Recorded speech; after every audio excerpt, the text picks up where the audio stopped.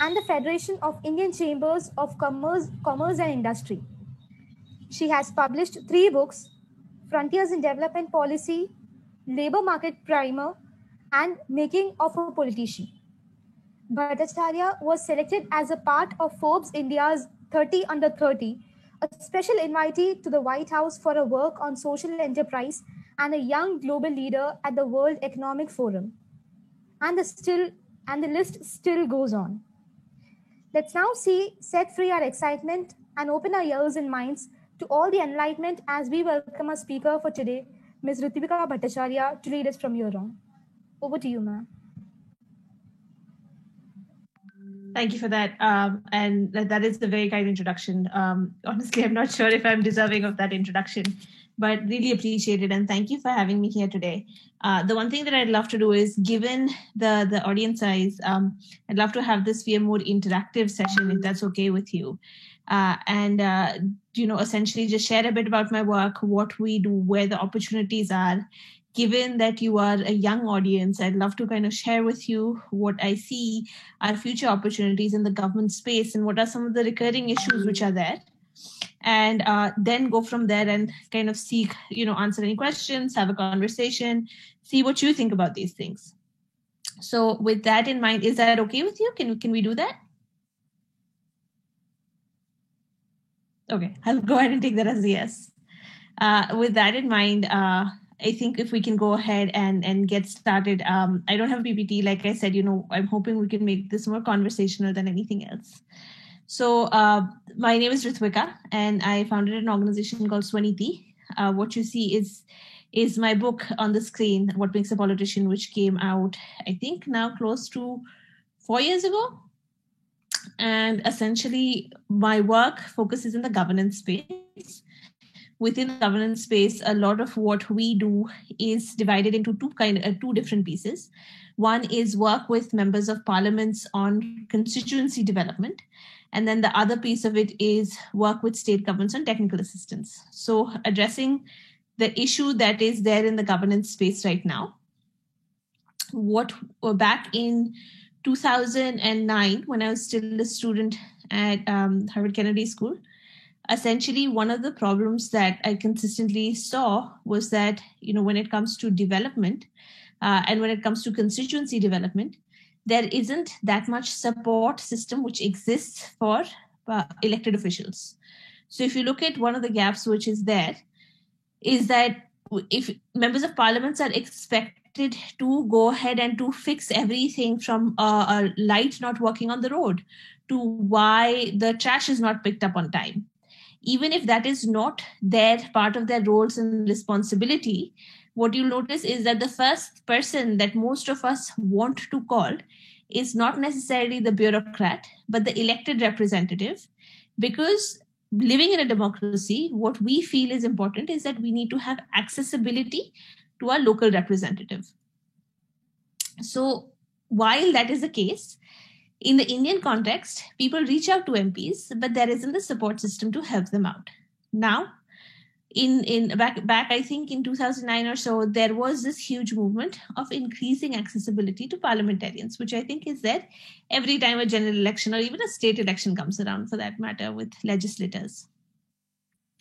So what Swaniti was saying was that, look, if I were to look at the US, in the American system, a senator has no cap on how much he or she can spend to hire people to support them on their constituency development concerns or on their research. If we were to look at the House of Representatives in the US, they spend an average representative spends about $500,000 to $750,000 a year to hire what are known as staffers who can again help them in constituency development. I myself had that experience when I was in high school. I went to high school in Florida. And in Florida, our local senator needed some help. So I actually joined as an intern in her office. And in the process, got to see the fact that her office had about 6 or 7 people who were supporting her as staffers on the development issues in her constituency in Sarasota, Florida. So that kind of made me think that if this is happening in other democracies, why is this not happening in India? So Swaniti started out with the thought that can we work with elected representatives? Can we provide them with critical support on the constituency development? And in the process, help them be better elected representatives, because now they will have the requisite support systems to be able to make a difference. So Swaniti started out with having about 5 or 6 interns work with various MPs. Back in 2009, it was with Jayant Sinha, who was, eventually became the MOS Finance, Shri Anurag Thakur, who's right now the MOS of Finance, Sultan Ahmed, who became the Minister of Tourism. So we started working with elected representatives who at that time were members of parliaments and eventually rose to become ministers. Dinesh Trivedi was one of them. He was the Minister of Railway. So what we ended up kind of doing increasingly was seeing that there is certainly a space for MPs who, at the thought of constituency development, absolutely love the idea of having someone there. Now, what was interesting and what we hadn't assessed, especially for young people, was that there was a tremendous amount of pull from young people to also want to participate in working with elected representatives. And that was something which was kind of amazing. So, for example, when we were working with an MP from Himachal, essentially for 3 positions, we ended up getting some like 500 or 600 applications the first time when we were doing this around. And what we saw was every applicant was very passionate about going ahead and working with members of parliaments. And so what was amazing was to recognize the fact that MPs are someone who there is clearly a demand to work with on constituency development issues. And we kind of tapped into that to start growing the program.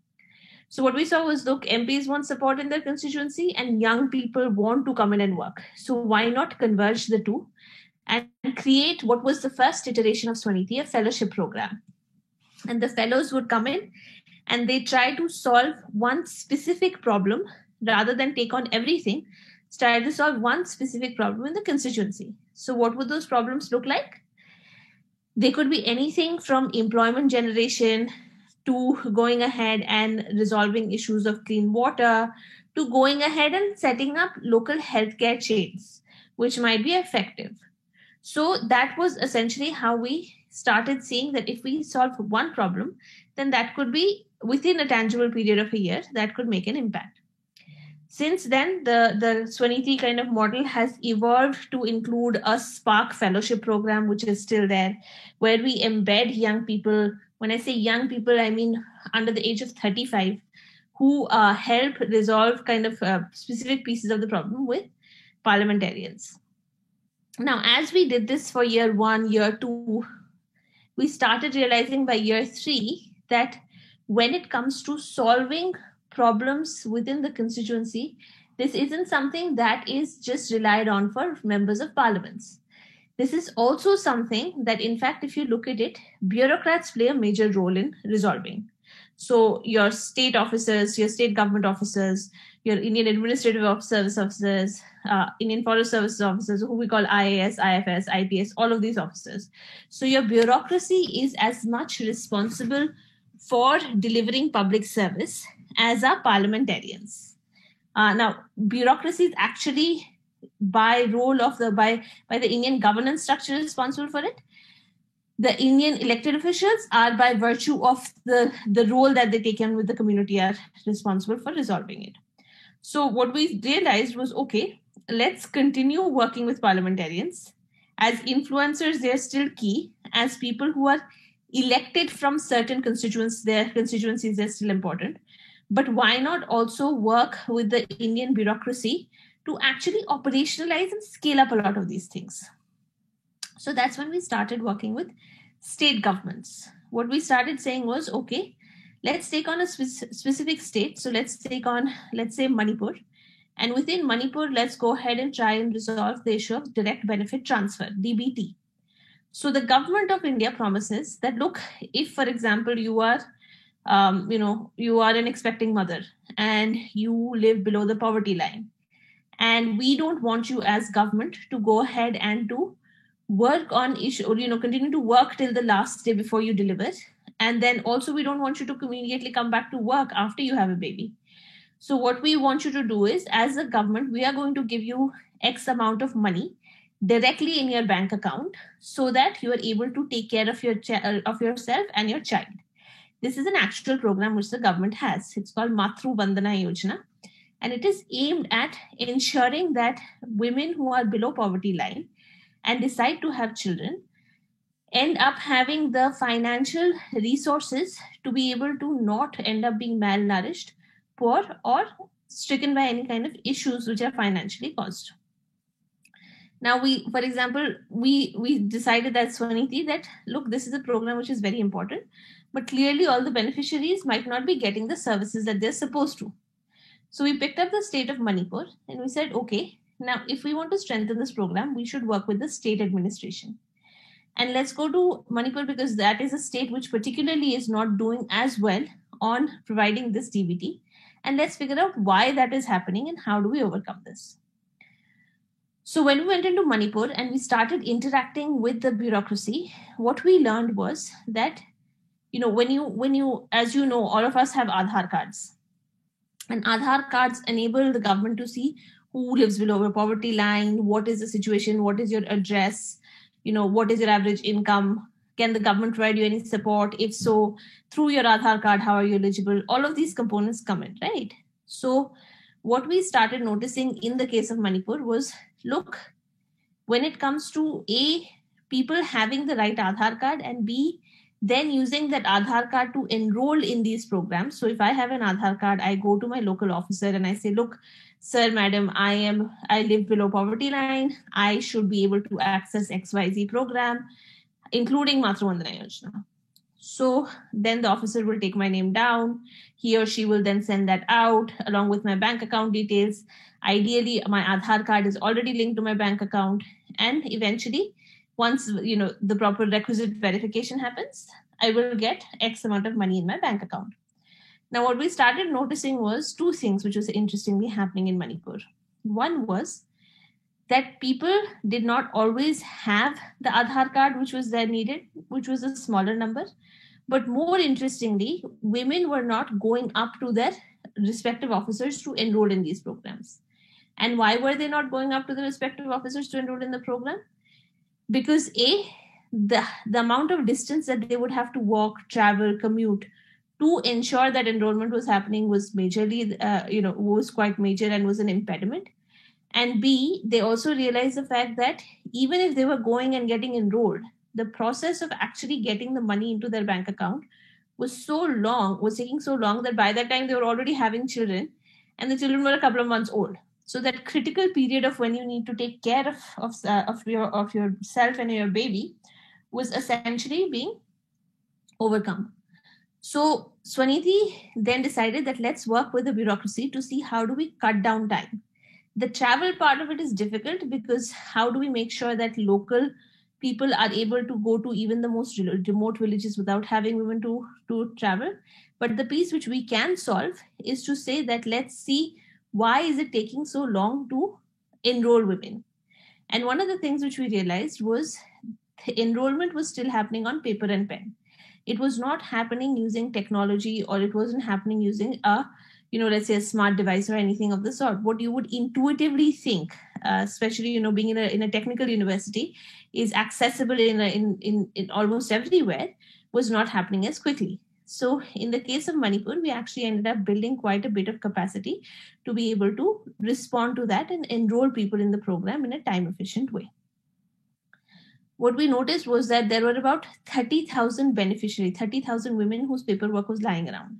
And that is a significant number of women. And what we ended up doing was actually working with the department and working with the bureaucracy to say, okay, let's start introducing newer technologies. Let's start going ahead and introducing newer kind of pieces, which will go ahead and help fast track this enrollment and ensure that all the 30,000 who are now pending and the future ones who might get backlogged actually don't need to be there, because there is the requisite technology to quickly enroll and disburse this money.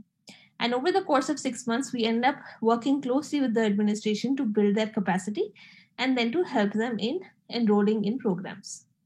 So that kind of was a really turning experience for us, because we started realizing the power of working with state governments and working with efficient bureaucrats who can really help revamp and improve the system. And subsequently, what we've been able to do is kind of focus on 5 states, which are Andhra Pradesh, Maharashtra, Chhattisgarh, Jharkhand, and UP, to be able to look at how do we help state administrators to more efficiently deliver. Over the course of the last 10 years, what my own experience has taught me is that there is a lot of scope to help governments and governance be stronger in program delivery. One of the things that India is exceptional on is that our policies, if you look at a paper and pen, our policies are quite strong. We recognize very basic things like, having, like I mentioned, having an expecting mother the right to be able to take care of herself and her child. The fact that we need to have senior citizens who are better protected. We need to go ahead and focus on more sustainable and green-oriented interventions and technologies, and that's something, for example, we're noticing in Chhattisgarh.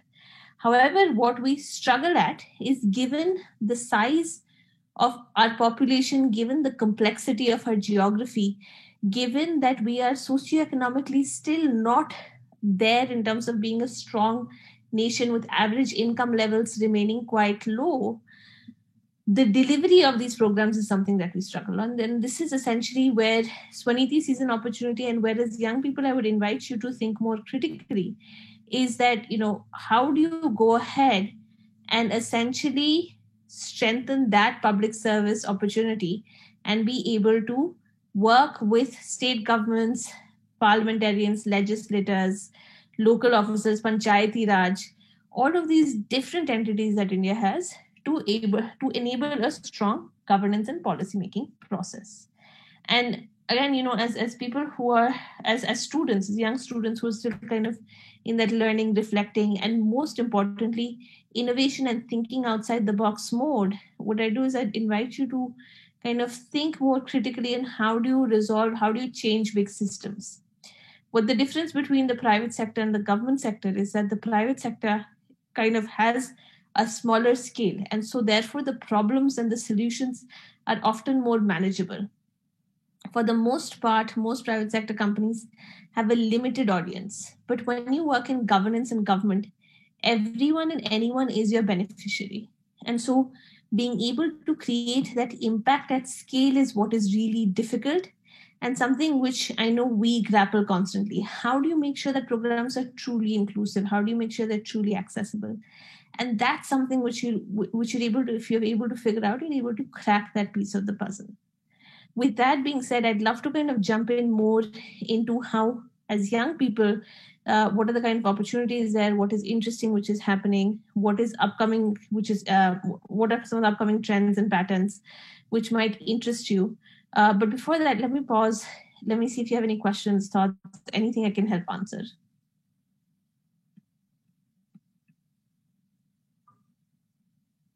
Okay. So oftentimes to me, silence means either I'm really good or I'm really bad. So I'll go ahead and just No. I had a question. I wanted to ask, say for example, when you're rolling out a program, what is the feedback loop that is, kept for? Say for example, when you're talking about the program in Manipur, so before, if you're implementing a program, you have to invest in it. So how do you ensure that your feedback loop is strong enough that, when you're rolling out a program, you encounter problems that are your unknowns? So how is that done? Because when you're dealing with a complex problem like this, how do you make sure when you're rolling out something, you don't invest way too much, but you're also feasible enough that, you can keep the feedback loop open? Thank you. That's a really good question. And that's Vidit, right? Yes, ma'am. Great. Wonderful. Thank you for that great question, Vidit. And I think what you've highlighted is something which is a fundamental gap which exists in the governance system at large. So how Swaniti does it is, ideally a lot of, we kind of take a lot from best practices from Europe and US. But what we do is, so let me take the example of Andhra Pradesh.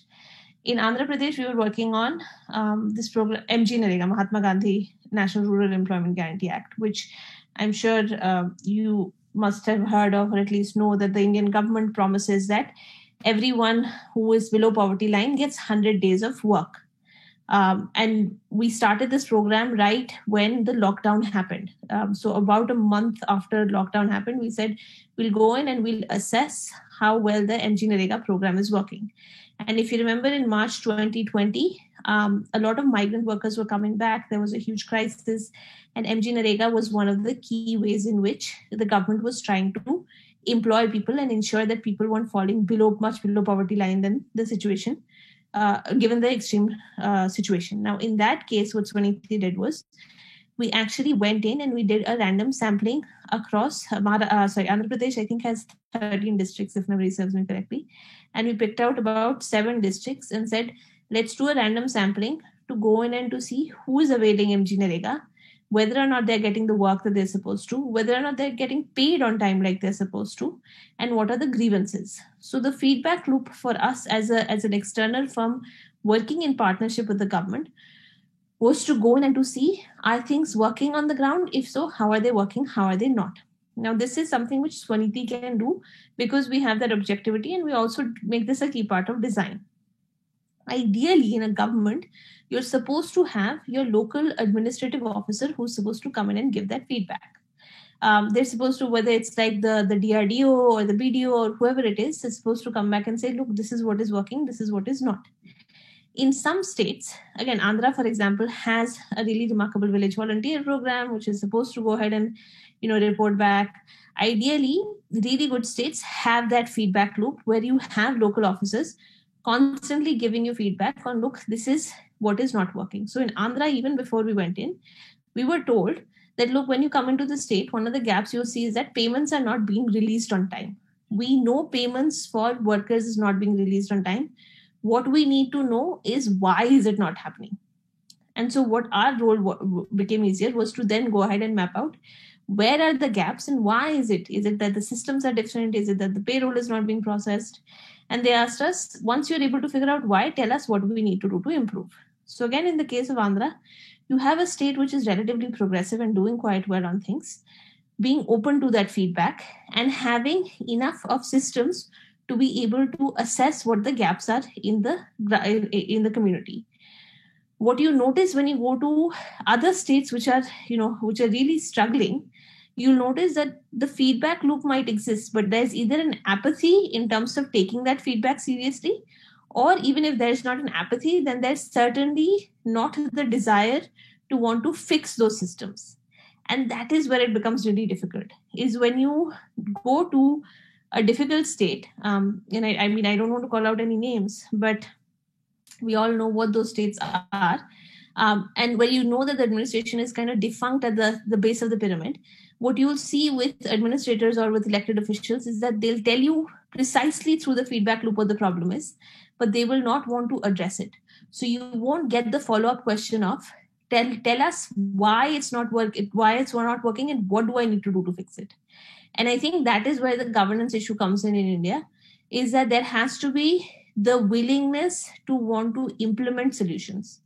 There has to be the understanding to first of all, figure out what the solutions might be. And I think that is still a doable more component. But where you hit your head on where you essentially hit your wall is when you have an administration saying, "Ye to mujhe pata hai, lekin mujhe karna nahi hai." What do you do then?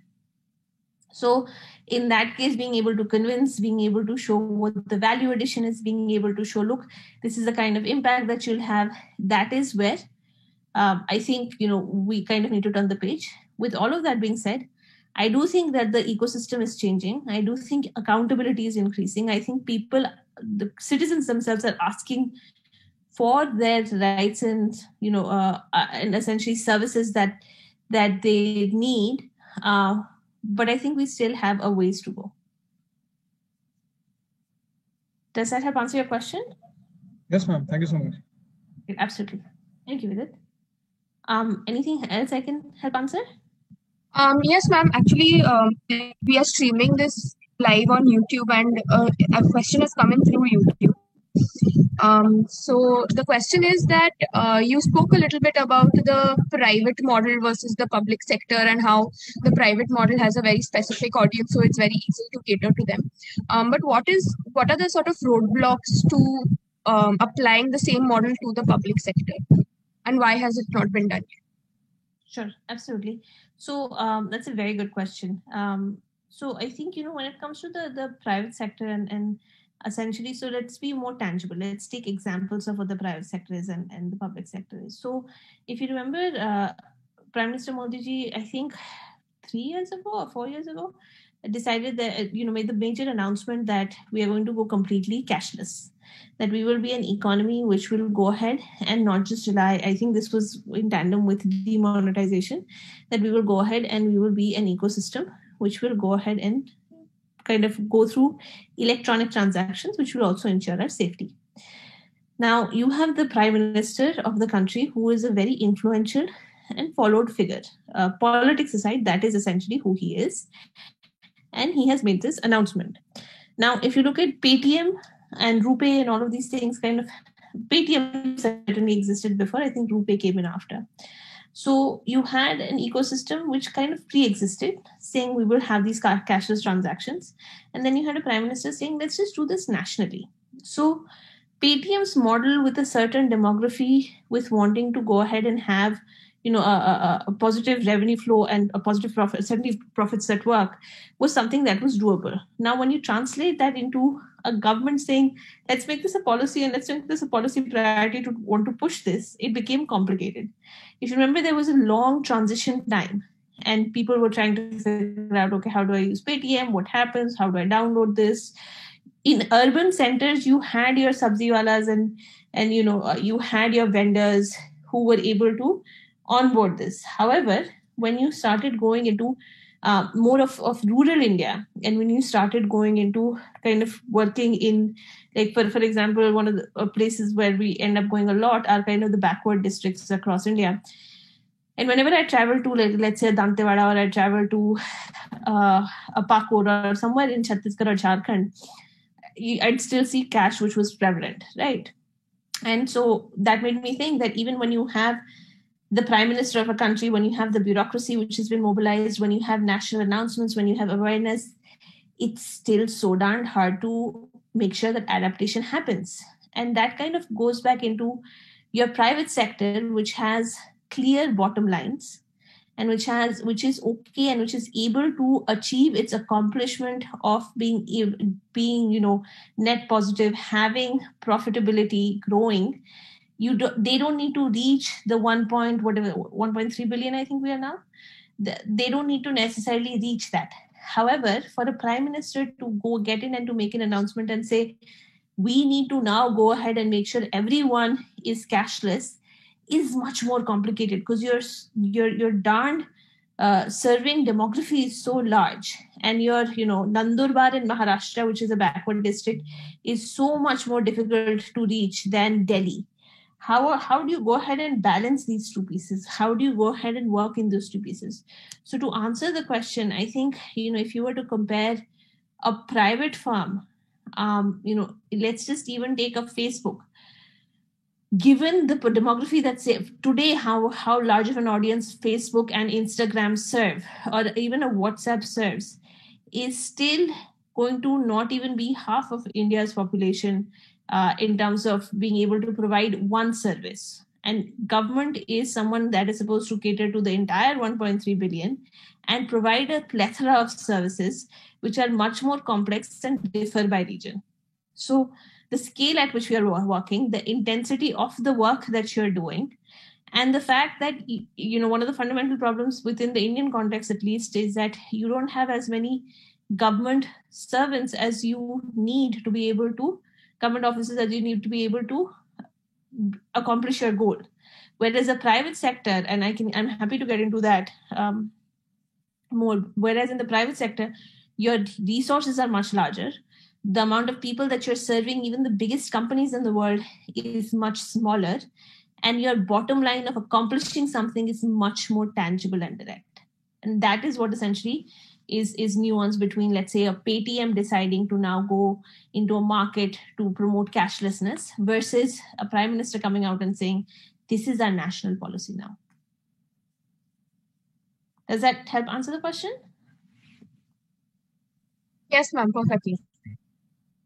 Great. Anything else before I jump into kind of the next section of it? Okay, so let me do something. Let me now kind of share a little bit of where I think there are opportunities and gaps for young people to kind of really get into working with the government and understanding a bit more of what the opportunities are. Vidit, I think you very rightly, your question was very thought-provoking in terms of where the public service opportunities are, what can one do? Well, actually, I don't think you asked what can one do, but essentially the feedback loop piece of it. So that brings me to thinking a bit more about what can you do, which can help you understand a bit deeper in how governance works. So in the last 5 years, one of the major changes which has happened in the governance space is that you have a lot more fellowships that have emerged. You have a lot more opportunities to work as consultants, to work as fellows, to work as team members with different legislators, with different state governments, with different government supporting entities.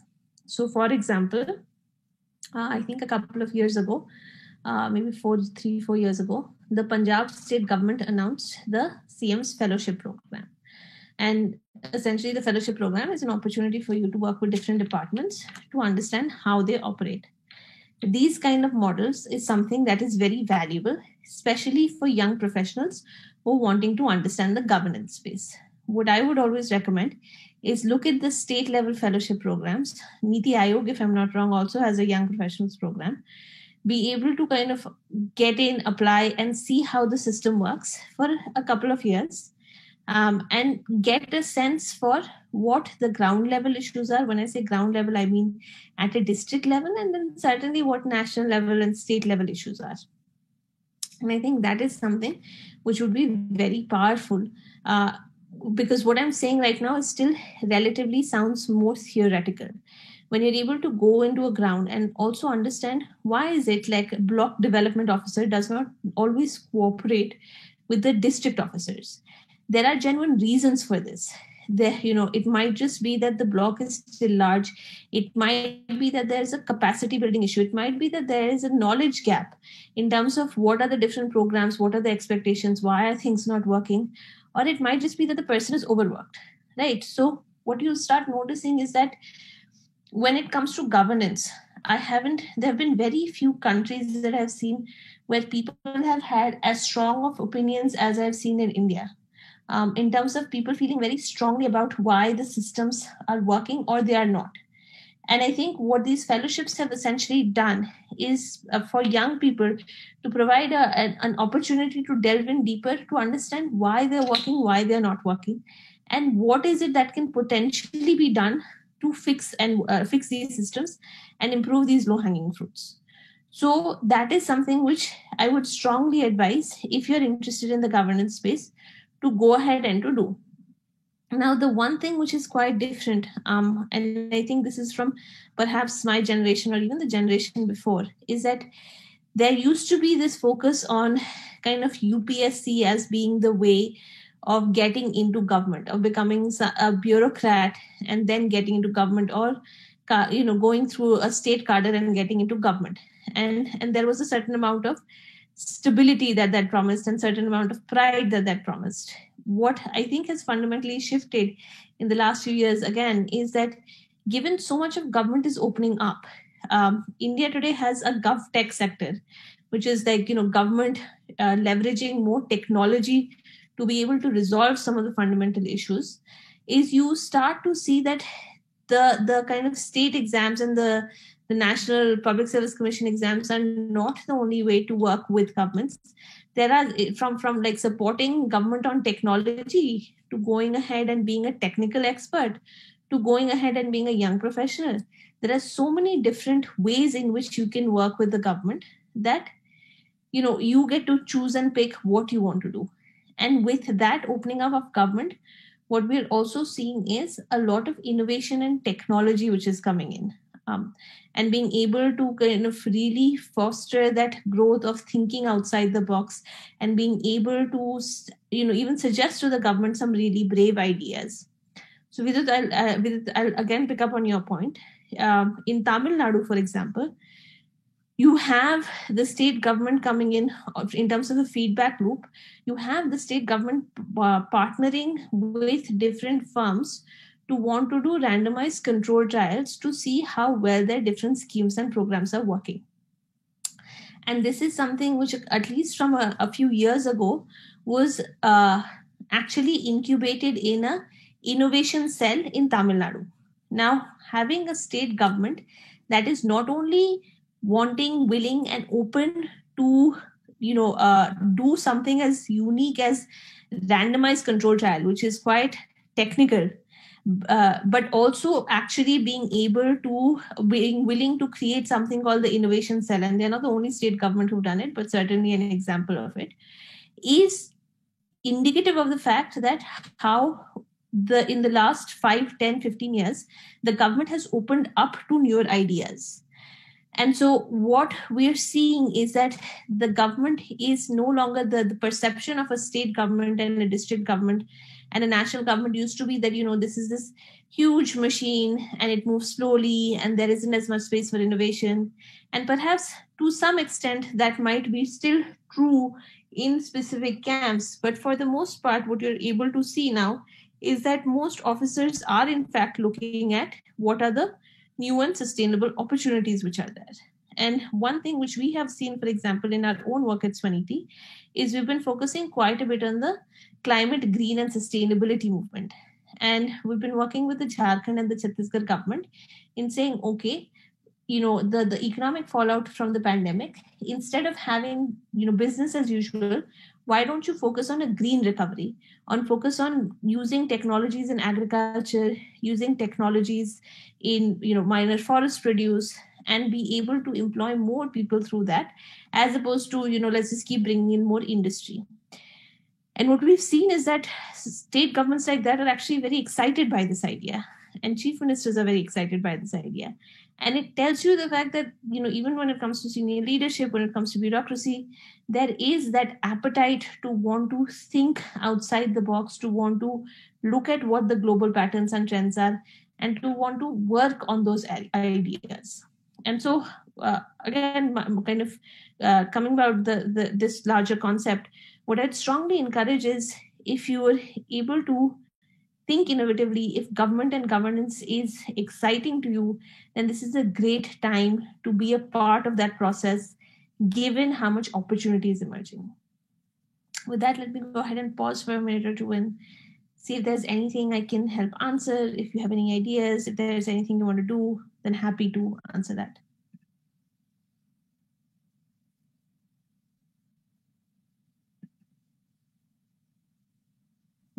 Ma'am, another question coming through YouTube. Sure. They want to know how you can effectively collaborate with stakeholders, the people who will be eventually affected by the policies that are being brought about, in order to bring about those policies, or in the research. How do you go about collaborating with people on the ground who will be affected by this? When repeating that question, let me just make sure I understand it. So you're saying, how do you collaborate with stakeholders to do a proof of concept? Yes, ma'am. Okay.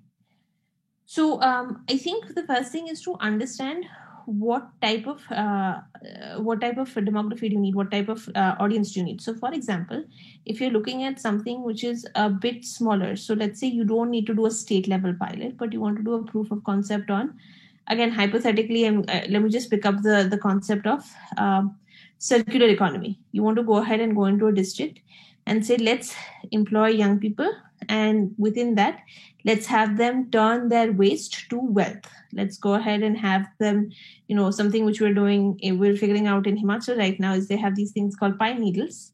And can we turn pine needles, which can potentially actually push more forest fires, cause more issues, can we actually take that and instead turn them into, let's say, handicrafts? And this is your idea, and this is what you want to pilot. And you're seeking out stakeholders, and how do you get the buy-in of the stakeholders? Now, first thing you need to do is figure out, is this something that you want to do at a district level, at a state level, at a block level, at a panchayat level? How big, what is your scale? Related to that, then you can figure out who your stakeholder is, right? So if you're, again, going back to the pine needle example, this is something where you're saying, okay, I need the community support because I need to mobilize people to collect these pine needles. In which case, you can potentially reach out to your district administration to help them, to work with them to help organize either self-help groups or to organize youth groups or to help kind of mobilize people. So depending on what kind of support you need, it would make sense to then reach out to the stakeholder. As you're kind of reaching out to different stakeholders, the one thing that I'd recommend, especially if you're considering looping in government and governance components, is you have a very clear idea of what you want to do. And be able to articulate that in writing as well as in terms of, steps and breakdown, what exactly you need. Because the one thing when you work with government is it has to be very tangible. The more tangible it is, the more they can get their head around things, the easier it is to be able to convince people. And I think this is something which is not just true of government. I think this might just be cross-cutting. But given my experiences mostly with government, I can certainly say that would be the case. Is that okay? Does that help answer the question? Yes, ma'am. Thank you. Great, thanks so much. I know I was supposed to speak for about 45 minutes or so, and I'm nearing the end on that. But as we kind of, close up on this conversation, any thoughts before kind of I get the opportunity to share a bit more? Okay. Ma'am, ma'am, like from VRI Technological Institute. So could you speak more about Ankaha and how has data being helped to create solutions and work with government? Sure, absolutely. So I think, thank you for raising the question about Ankaha. So, one of the things that I mentioned during the conversation was, can we go ahead? India has now a growing GovTech appetite. And so that is certainly where we kind of brought in Ankaha. So the thinking was that when it comes to tools and technology, there is certainly a huge space to leverage technology, especially given how certain spaces have a high cell phone and mobile penetration, to be able to use that to get the more information from the ground and resolve issues. So one of the things that, for example, when the lockdown was happening, we piloted an app called Jano. And the whole point of Jano was, again, if you remember last year, March, April, there was a lot of issues around knowing what stores were open, who was providing essential medicines, who was providing essential services. And then from like a migrant crisis perspective, you had a lot of migrants just wanting to know that their families were safe and that they had money at that time, given mobility was so restricted.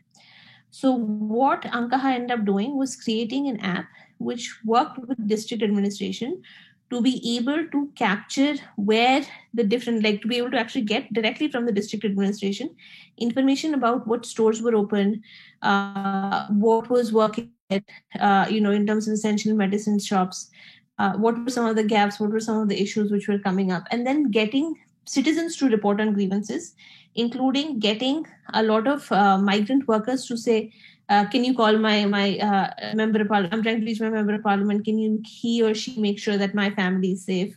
So what we ended up doing was essentially creating, if I may compare the closest, kind of like a crisis Yelp or a crisis Zomato for the performance of different store shops, essential medicines, giving information on where that is, and then be kind of like a review mechanism. Okay, this is working, this is not, don't go here, go there.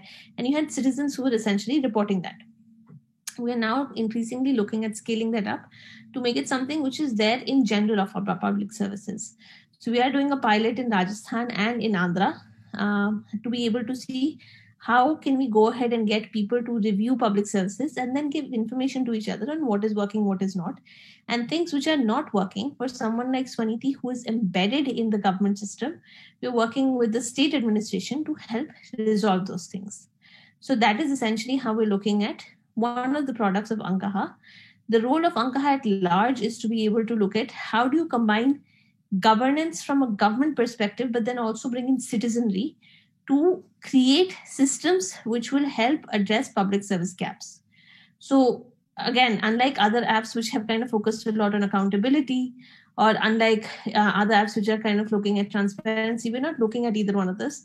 We are saying if we want to make sure that every child has access to a good school, that every person has access to good healthcare, then how do we make sure this happens?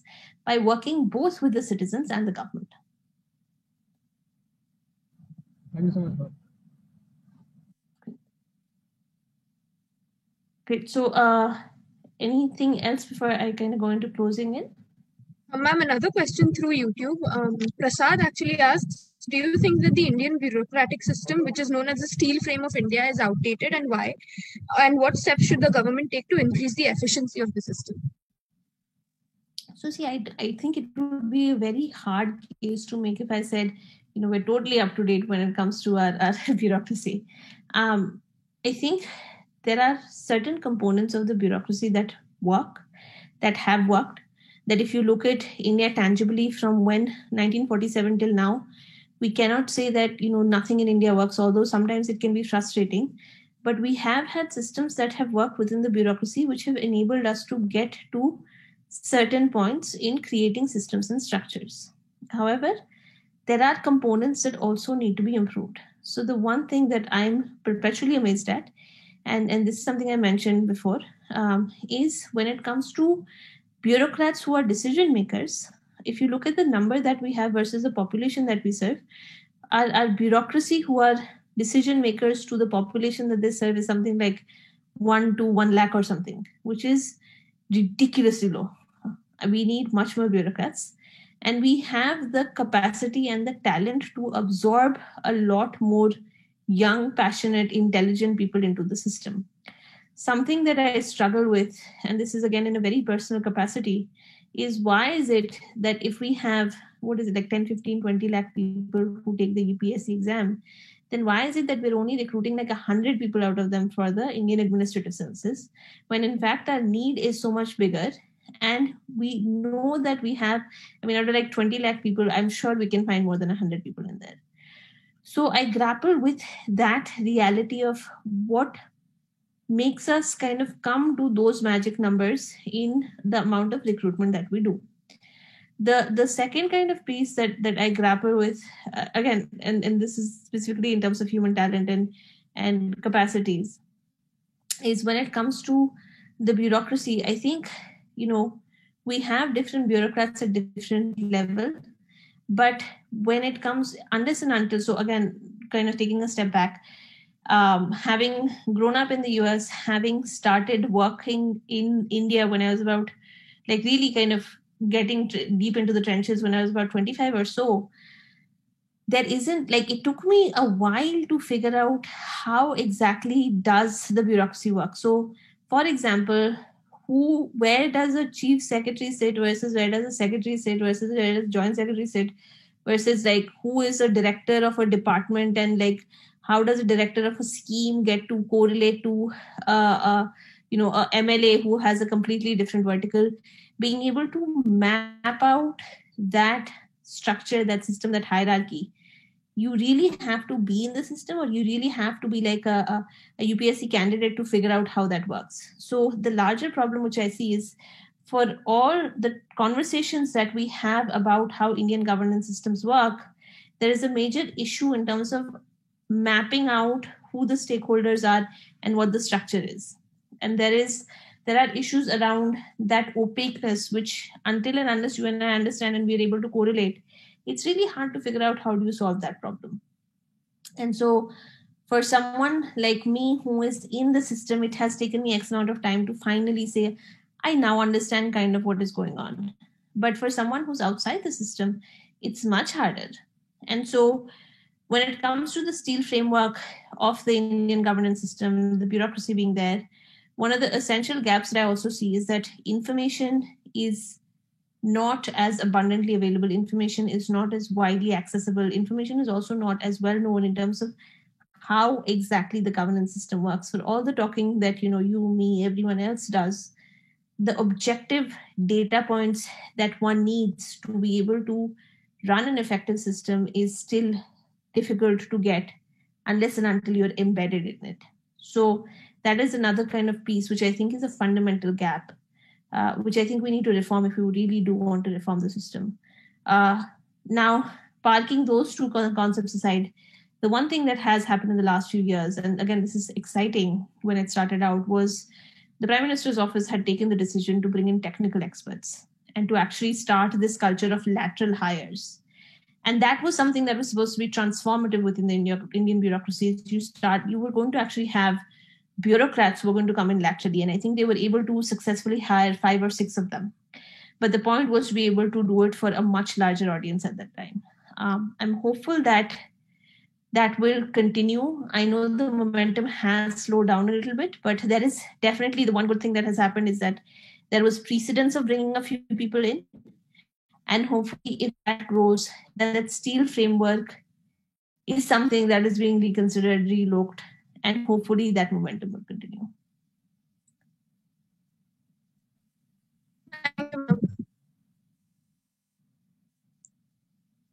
Surrounding your voice break. Okay, great. I think I just want to say thank you. Great. So I know we're almost out of time. I think we're actually out of time. But with that, I think, what I do want to close by saying is, I think there's a tremendous amount of opportunity which is there.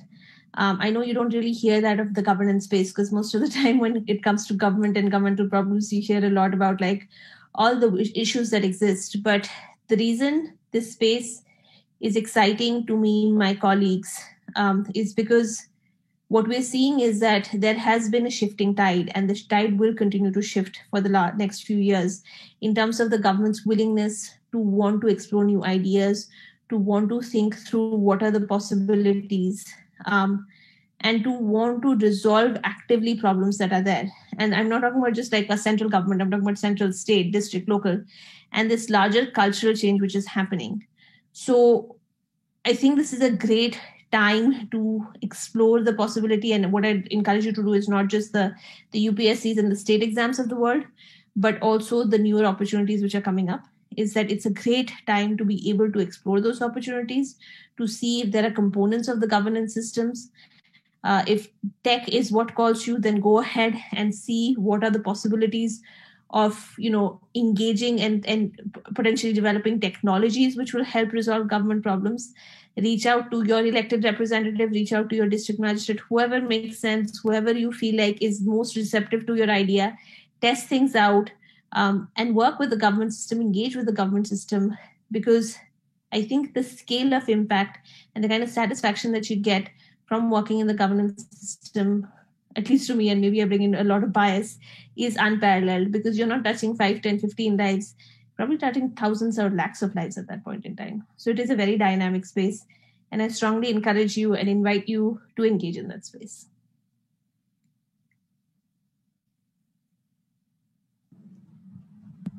Thank you, ma'am. That's really a lovely talk that we had from you. Now I think Brianna will be giving a vote of thanks. Yeah. Thank you so much, ma'am. I'm honored and lucky to have the opportunity to express gratitude to Ms. Ritvika Bhattacharya on behalf of all the attendees. We have all been blessed to have had Ms. Bhattacharya talk to us about various opportunities to work with the government with the power of technology and innovation. Thank you, ma'am, for taking some time out of your busy schedule to enrich us, to enrich our knowledge and enlighten our minds with how necessary a trait innovation and a constant search for the same is. Thank you, ma'am, once again. A short notice to all the attendees. There would be a feedback form that would be circulated. Kindly fill them. Next, we have a talk at 8:30 p.m. about aliens and exoplanets by Dr. Daniel Angerhausen. Kindly join back for the same. Thank you. Ma'am, we saw your really surprised expression. We'd love it if you could stay back for the talk and listen to it as well. Yeah, that sounds really exciting. Absolutely. I'll try my best. I have another call to jump in 3 minutes, but thank you for having me. Thank you so much for being here. Thanks, Saloni.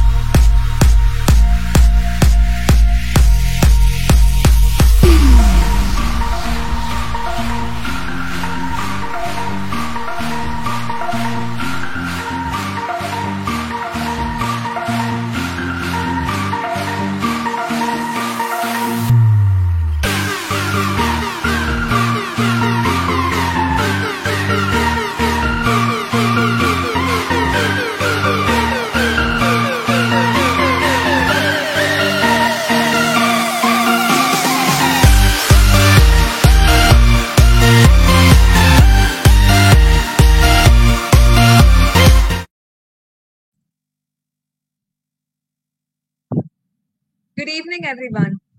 Are you ready to know about aliens and exoplanets? Dr. Daniel Angerhausen is an astrophysicist and astrobiologist at the Center of Space and Habitability at Bern University. Dr. Angerhausen is also the founder of CEO of the science and tech communications startup, The Explainables. Dr. Daniel has flown 5 missions on NASA Airborne Telescope, SOFIA, on his search for planets around other stars. Dr. Daniel is also the mentor and science committee member of NASA Frontier Development Lab, an artificial intelligence machine learning incubator tackling challenges in various fields of science, space sciences in collaboration with industry stakeholders such as Google, Cloud, NVIDIA, or IBM. Dr. Daniel Angerhausen also plays sepak takraw. I hope that the pronunciation is right. That is an artistic foot volleyball game and competed several times at the World Championship in Southeast Asia. I welcome Dr. Daniel Angerhausen to talk on aliens, exoplanets, and astrobiology. Yes, thank you for the nice introduction. So shall I go ahead and share my screen? How did you find this image of me playing? That's so fun. It was on YouTube or something. Okay, let me share my screen.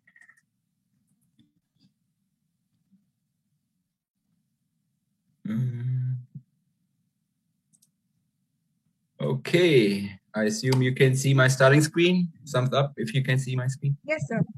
Okay, great.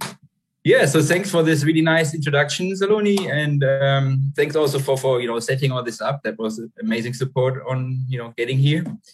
So yeah, today I will give you a quick introduction how people like me all over the world are searching for life in space. So life beyond our planet, answering this big, super old question of humanity: are we alone in space? And we'll talk a bit about aliens, exoplanets, and astrobiology.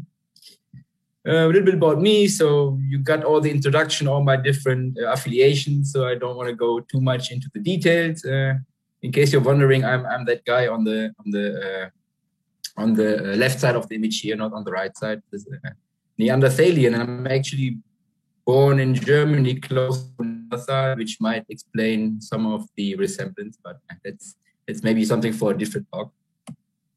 Okay, let's start with this big word, astrobiology. That might be new to some of you, and not all of you might have a real idea what this field of astrobiology is all about. So when I give these talks and start to explain what it is, I usually start with an old legend, and it might even be from India. I'm not sure. It's definitely somewhere from South Asia or Southeast Asia, of the blind man and the elephant. So the story goes that a group of blind, wise men find a elephant, and they try to figure out what this thing is. What is this elephant? And then the first wise man touches the leg of the elephant, and it's like, okay, for me, that feels like the trunk of a tree. The second one is, touching the ear of the elephant, and I'm not sure what you're feeling, but for me, this is like a big leaf or, a sheet of leather. The next one is touching the tail of the elephant, and it's like, I'm not sure what it's for you, but for me, it feels like a rope with a brush at the end. So each of these blind men only understand a part of this elephant. And only if they put all their knowledge, all the little pieces of the elephant that they understand together, they really understand what this big thing, the whole thing, the elephant is. And it's similar in astrobiology. So if we want to understand life in space, how life emerges on planets, how life sustains on planets, we really have to combine very different fields. We have to combine geology, biology, chemistry, astrophysics, and a bunch of other fields to really understand this question about life in space. So it's really me alone as an astrophysicist. I'm blind. I'm like the blind man. I can only see one part of this big elephant. I really need the input from my colleagues, the biologists, my colleagues in geology, to really understand this big this big question about life in space. So this is why this analogy, this little story about the blind man and the elephant fits very well to get an idea about this multidisciplinary field of astrobiology. And since I promised you aliens in the title of my talk, I will immediately start with the aliens, because everyone is probably just attending to see images of aliens. So I brought you a couple of actual images of aliens, and actually aliens that live on our planet. And I will tell you in a second what I mean by this. So the first one I want to present is the blobfish. So this ugly fellow here was actually voted for the ugliest animal in the world 2016 and 2017, I think, which is quite unfair, because that fish doesn't look that bad when it's in its actual habitat, because it lives under very, very high pressures, very, very deep in the ocean. So it only looks this weird when you take it out of this environment and under normal pressure in our atmosphere. So this blobfish is really well adapted to live super deep in the ocean at super high pressures. Then we got here the ice fish. So this is similar to the blobfish, a kind of fish that really specialize to live in super cold water. So they basically breed and reproduce at water that is at the freezing temperature. So really close in the Arctic and Antarctic, these ice fish thrive. On the other hand of the temperature scale, we got this Pompeii worm here, which basically lives in these black smokers, so-called black smokers, underwater volcanoes at temperatures that are basically boiling water.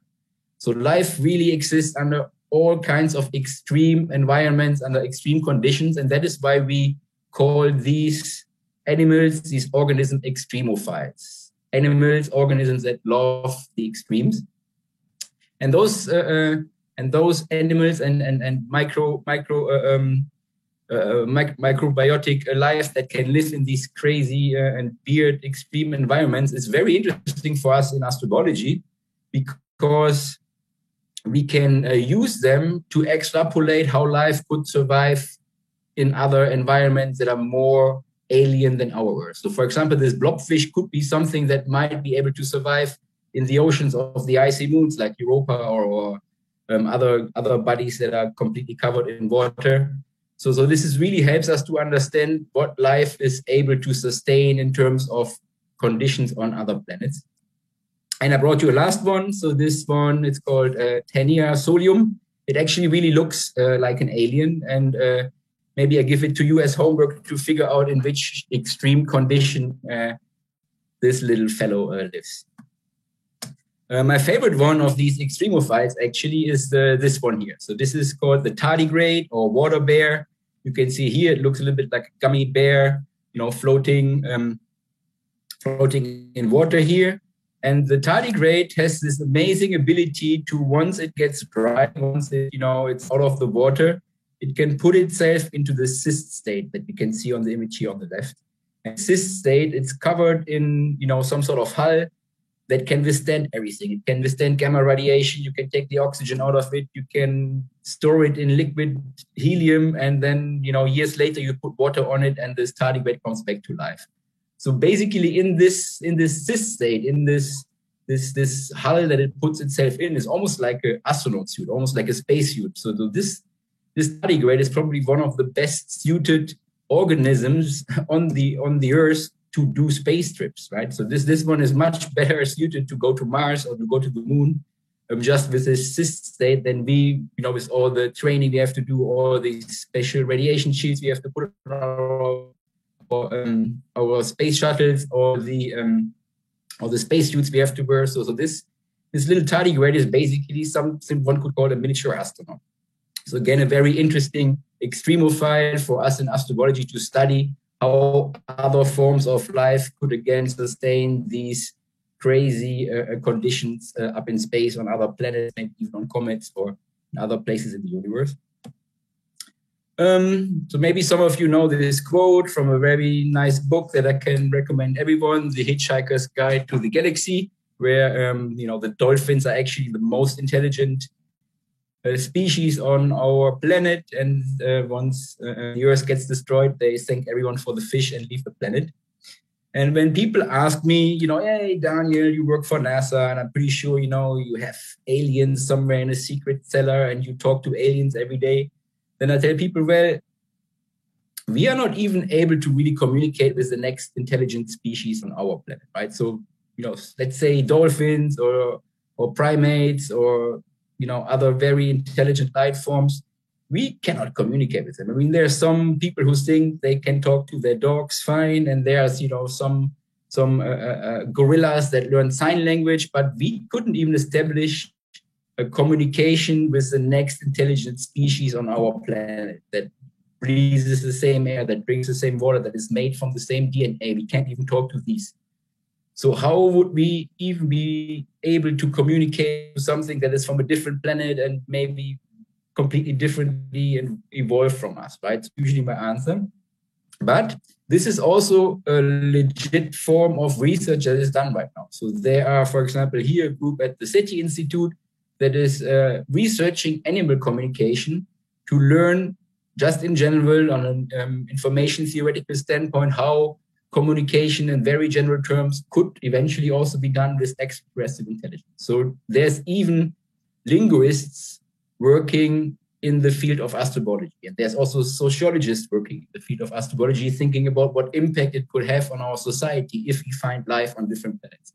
So again, this field of astrobiology is super multidisciplinary. So if you're attending this and you're interested in the field of astrobiology, but you might also be more interested in languages or in social sciences, there's also ways to contribute to this big question of searching for life in space if you're not necessarily like a super hardcore physicist, scientist.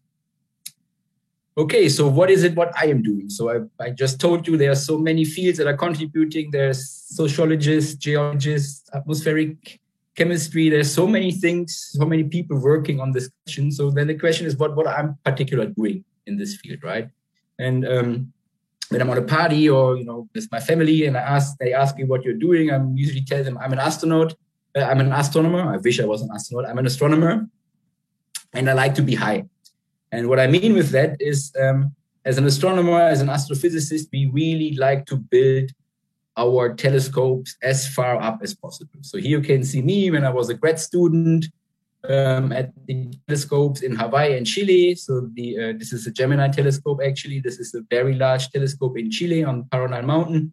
This is on Mauna Kea in Hawaii. So those are the best places in the world to do these observations. So it's usually high up in the mountain and in really dry places. This is like the perfect place for us to observe. So we, put our telescopes as far up as we can on Earth. And if that's not high enough for us, if that's not even, if that doesn't cut it for us, we even build telescopes on satellites to really leave the ground, leave Earth, and put these telescopes into space. And I brought you two examples again. This is the Cheops telescope that was built and designed at my former university in Bern. Literally in the basement under my office, people were assembling this telescope, and it's in space now and doing really great observations already. And here on this side, you can see the James Webb Space Telescope. So some of you might have heard about the Hubble Space Telescope, which is observing for almost 30 years now. This one of the so-called flagship missions, generation missions from NASA. And the James Webb Space Telescope is the next super big, amazing space telescope that NASA will hopefully launch this year. So fingers crossed for the launch of the James Webb Space Telescope. And also here I brought a picture of myself just for you to get an idea of the scale. So this is me here. That was actually before Corona. So we weren't wearing this mask and everything because of any viruses or something, but because this is inside a so-called clean room. So this is like a super clean room. And if you go in this room, you don't want to, my mustache hair falling on the mirror, and then the images of the telescopes get bad when it's in space. So you really want to make sure that this is like a super clean room so that everything that goes into space is as clean as possible. So this is why we are wearing this outfit. And here in the background, you see this little, really just 30 centimeter diameter. So almost a similar size, but, amateur telescopes you can buy and you can buy other size. So 30 centimeter mirror that collects the light for the Cheops telescope. And then here on this side, You see me again. This is also a clean room. So the room behind me is one of the biggest clean rooms in the world at NASA Goddard Space Flight Center, where I used to work before. And this is a 6.5 meter gold-coated beryllium mirror. So the area is almost the area of a tennis court. And this would already be a big telescope on Earth, but it's definitely one of the largest telescopes in space, at least in this wavelength regime once it's flying. And the James Webb Space Telescope is actually so big, as you can see here on the right side, that it doesn't even fit in the fairing of a rocket. So what we have to do with James Webb is to, put it together almost like a transformer and then unfold it once it's in space, because completely unfolded, there's no rocket tip that is big enough to put a 6.5 meter telescope in there. And this is why everything in James Webb in the beginning is folded together, and then once it's in space, it's unfolding. And this is the video I'm showing you here. In real time, this will actually take several weeks. So several weeks where everyone on the ground, all the astronomers that want to observe this with James Webb will cross their fingers that everything's going to work out. And you can see here, I think it's about 1,000 mechanical steps that have to work out until James Webb is finally completely assembled, completely folded out. So really kind of, again, like a transformer in space, because it really is so big that it doesn't fit into a rocket. Okay, so now we had a couple of examples of these telescopes that I'm using and that other astronomers like me are using, and that we put them very high up. But then the question is, why do we put them so high up? And then, first idea could be, you're closer to the stars, maybe, if you go into space, if you go in on top of a mountain. And it's not really the reason. If something is, I don't know, tens of thousands of light years away, it doesn't really make a difference if you get, let's say, a couple of kilometers closer to it. The real problem is, and the reason is why we go so high, is this little thin blue layer that you can see on the top of the Earth. This is our Earth's atmosphere. And you can imagine if a light particle, a photon, comes from somewhere in space, for most of the time it's flying through the vacuum of space, there's nothing going on there. And then just on this last little, this last part of its journey to our eyes, to our telescopes, it gets into the Earth's atmosphere, it gets absorbed, it gets diffracted, it gets maybe, collides with other particles in the atmosphere. So this last part here through our Earth's atmosphere into our telescopes is actually where a lot of weird things happen to the light that might distract our signal. And this is why we want to go as high up as possible in the atmosphere to make sure that not much of this crazy stuff happens to the light before it enters our telescope. And this, this craziness that happens to light in our atmosphere is very different depending on what kind of light we are talking. So some of you might have heard about the spectrum of radiomagnetic waves. So light is really just one little part of it, the little part that our eyes can observe. But for example, X-rays or ultraviolet light, microwaves, radio, those are all different kinds of light, so to say. And then these different kinds of lights go differently deep into our atmosphere. You can see here, as I mentioned, the optical light, the light that our eyes can see, goes all the way through the atmosphere to the bottom of, to the ground, right? This is why we can build optical telescopes that look at the same wavelengths as our eyes on the ground. Same for radio telescopes. So most of the radio waves also go through all the atmosphere, and you can build a radio telescope on the ground. And this is also the reason why our eyes work in the optical, or our telephones and radio and television works with radio waves. It's not a coincidence. It's because that's actually the only radiation that can go through our atmosphere. Everything else, some of you might know the ultraviolet light. You heard about the ozone layer that absorbs the ultraviolet light. That also means if you're a UV, an ultraviolet astronomer, and you want to observe ultraviolet light of, let's say, another star, you need a telescope that is above the ozone layer, right? If the ozone layer absorbs the UV light, there's no chance to get any UV light if you're below the ozone layer. That's why you have to build a space telescope to get UV light on top of the ozone layer. And this is kind of illustrated in this plot here. So here you see the UV light goes deep in the atmosphere to the ozone layer and gets absorbed there. Some stuff goes through. Luckily, the gamma and X-rays get absorbed also very far up in the atmosphere. And then you can see here the infrared light. So the light slightly next to the red, which some of you might also have heard about, these warming rays. They penetrate the atmosphere almost to the depth where planes fly. So you can see here, it goes all the way to about 10 to 15 kilometers, and then there it gets absorbed.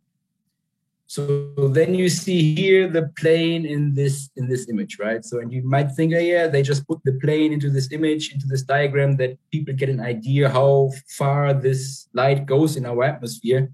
No one would be so crazy to put a telescope on a plane, right?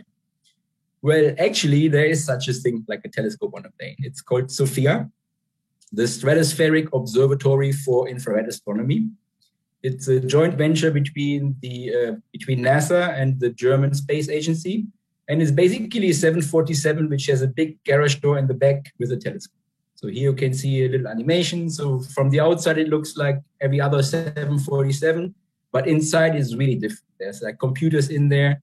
And then here you see in the back, there's this big telescope built in. And when I was a student, my big dream was to maybe, one time build an instrument that is flying on SOFIA, or become one of the engineers that puts a screw on the telescope. And that was really one of the biggest dreams when my university was involved in it.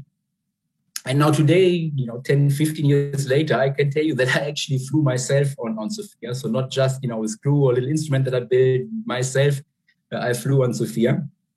Here you can see us flying over Mars.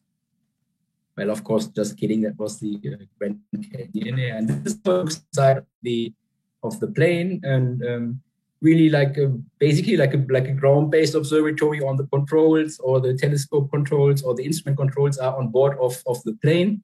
But the nice thing is you can go so far up in the atmosphere that all the infrared light, and that's what SOFIA is specialized on, the infrared light can be collected and is not absorbed in the atmosphere. So it's kind of like a space telescope in terms of going up in the atmosphere, but it's also a space telescope that comes home every morning and that you can upgrade and put the newest instruments on and also fly on yourself. So it's kind of like a mix between a ground and a space-based telescope. And here again, you can see me. It's really a 747 SP for those of you who are playing. For those of you who are still not convinced how cool SOFIA is, so the way I convinced my little nephew, who's 10 years old, that SOFIA is cool is by this playing card. So I'm not sure if you have these playing cards where you are, but in Germany, it's really fun with the kids. They have these playing cards, and they have, let's say, the weight, the speed, the height, the length of these planes, and then they compare it. And whoever has the better card, they give it to the other one. And it's a very, very popular game with kids, and there's a card that has SOFIA on it. So this is like, very cool thing for my little nephew. And then I think the ultimate geek credit is that SOFIA actually had a cameo in the Big Bang Theory. So there was an episode, or maybe, I'm not sure, it's maybe even a couple of episodes where this little model of SOFIA is actually in the background behind Sheldon. So this is, I think, like, the coolest thing for people who love, the Big Bang Theory and are a little bit nerdy and geeky. Okay, so what is it that I am observing with SOFIA? So I mentioned this word alien worlds and exoplanets in the beginning. So what I'm observing with SOFIA are so-called exoplanets, extrasolar planets, planets outside our solar system, planets that orbit other stars than our sun. And at the moment, and I think this number, I really have to update the number, we are already at more than 4,000 of these planets, different sizes, different colors, different temperatures, all over the place in all directions from us around other stars. We already found about 4,000 planets around other stars. And actually, two colleagues of mine from Switzerland, Didier Queloz and Michel Mayor, so guys that I see every other week on conferences, they won the Physics Nobel Prize for the detection of the first one. So in, I think it was 1995, so about 20, 25 years ago, they detected the first exoplanet, the first planet on another star. And just 2019, so 2 years ago, they got a Nobel Prize for this first detection. And so now you would think, okay, it's 25 years ago that they found the first one. They found, 4,000 by now. So this, this seems to be something normal, something relatively easy to do, but it really is not. And to illustrate you that, I brought this video here. So this is real data from a NASA solar telescope. And you can see here this little black dot that is moving in front of the sun. This is actually the planet Mercury while it's going between us and the sun. So in very rare occasions, there are certain constellations, and when Venus or Mercury sometimes go between us and the sun, and then we can observe these what we call transits. So Mercury transits in front of the sun, and this gives you an idea how hard it is for us to find planets around other stars, right? So we are looking for these tiny little black dots in comparison to these ginormous giant balls of light, right? So this is really describing the challenge that we have as astronomers if we want to find planets around other stars.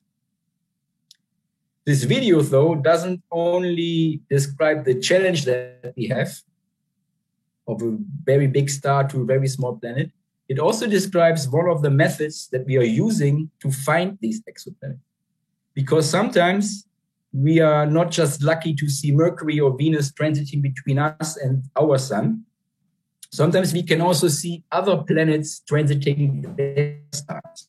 And in that case, we can observe the brightness of the star and see how it goes down a little bit and then goes up again when the planet moves in front of it. So we see here the planet moves in front of the star, the light of the star goes down, and then as soon as the planet is done, it goes back to its brightness it had before this transit. And you can also see a small planet makes, a little bit, a small dip in the light curve, whereas a somewhat bigger planet makes a somewhat longer and deeper gap in this brightness, a deeper bump in this brightness curve. And these are the observations that I'm doing with SOFIA. And not just with SOFIA, also with other telescopes from the ground. So observing the brightness of a star, see how bright it is, see how the brightness goes down again and then up again while the planet is moving in front of it. And I worked on this theoretically in my PhD thesis. I wrote a couple of so-called proposals, like little reports where you ask people to use SOFIA for this observation. It took me a time to convince them. But finally, on October 1st, 2013, I was able to do this first exoplanet transit observation with SOFIA. Sorry, so here you can see my team. I'm the guy here in the corner, super happy that our observation went well. The rest of my team, was slightly less amused, maybe just a bit annoyed that they had to work for me a whole night. One thing that I really want to also point out here, so on this mission on SOFIA, you can see here in the picture, there were a couple of very important people. So the mission, the instrument designer, the instrument scientist, the telescope scientist, and the mission director, they were all female. So they were really core part of the team in very important roles. So for all the girls who are listening today, don't let anyone tell you that you can't work for NASA, that you can't become an instrument scientist, you can't become an astronaut, that you can't become a scientist and engineer. So these ladies here in the picture are proof that these missions and jobs at NASA are open to everyone. Okay, so back to my observations. So this is what we observed on this flight. So this is, as I mentioned in the slide before, we observed the brightness of the star. So this is what it's 1 for us. So the star at normal brightness would be 1. And then while the planet goes in front of it, the light of the planet went down. About 2.5% it went down because it was a pretty big planet that we observed, the so-called hot Jupiter. I will tell you a little bit more about that in a bit. And then after 2-3 hours, the light went up again and back to normal. This is when the planet finished moving in front of the star. So this was the first observation of such a transit from a flying telescope like SOFIA. Yeah, and this is also me the next morning when we were returning. Thumbs up. That's also for those of you who ever want to work for NASA, ever want to become an astronaut. The first thing you gotta learn is like thumbs up is the message if everything went well for you. So I want to talk a bit about what these exoplanets are that we find, because most of these exoplanets, and I already mentioned, I observed something like a Jupiter planet before, are very, very different from the planets that we know in our solar system. So in our solar system, we have relatively warm, rocky planets like Earth, Mercury, Venus, Mars, very far in our solar system, and then we have a couple of much larger gas and ice giants like Jupiter, Neptune, Saturn, further out in our solar system. In other solar systems, in other planetary systems, we find very different exoplanets. So one example are these so-called hot Jupiters. So those are planets the size of Jupiter, so as big as Jupiter, as big as Saturn, but in very, very, very, very close in orbit. So even closer than Mercury in our solar system. So these guys, periods of 3 or 4 days. So only in 3 or 4 days, they orbit their star once. And some of them have temperatures that are sometimes hotter than other stars. Some of them can become as hot as 2,000, 3,000 degrees. And some of them are so close to the star that they even lose their atmosphere. Some of them have a very, very hot day side because they show this day side very close to the star.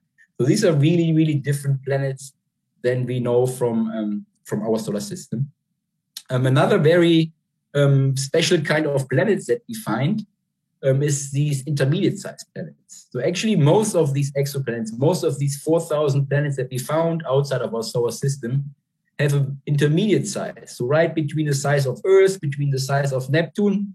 And one of the biggest questions we are facing and trying to answer right at this time, right at the moment, is what are those intermediate-sized planets? Are they what we would call super Earths? So really just like Earth-like planets that are just blown up. So it's a big, big rocky planet.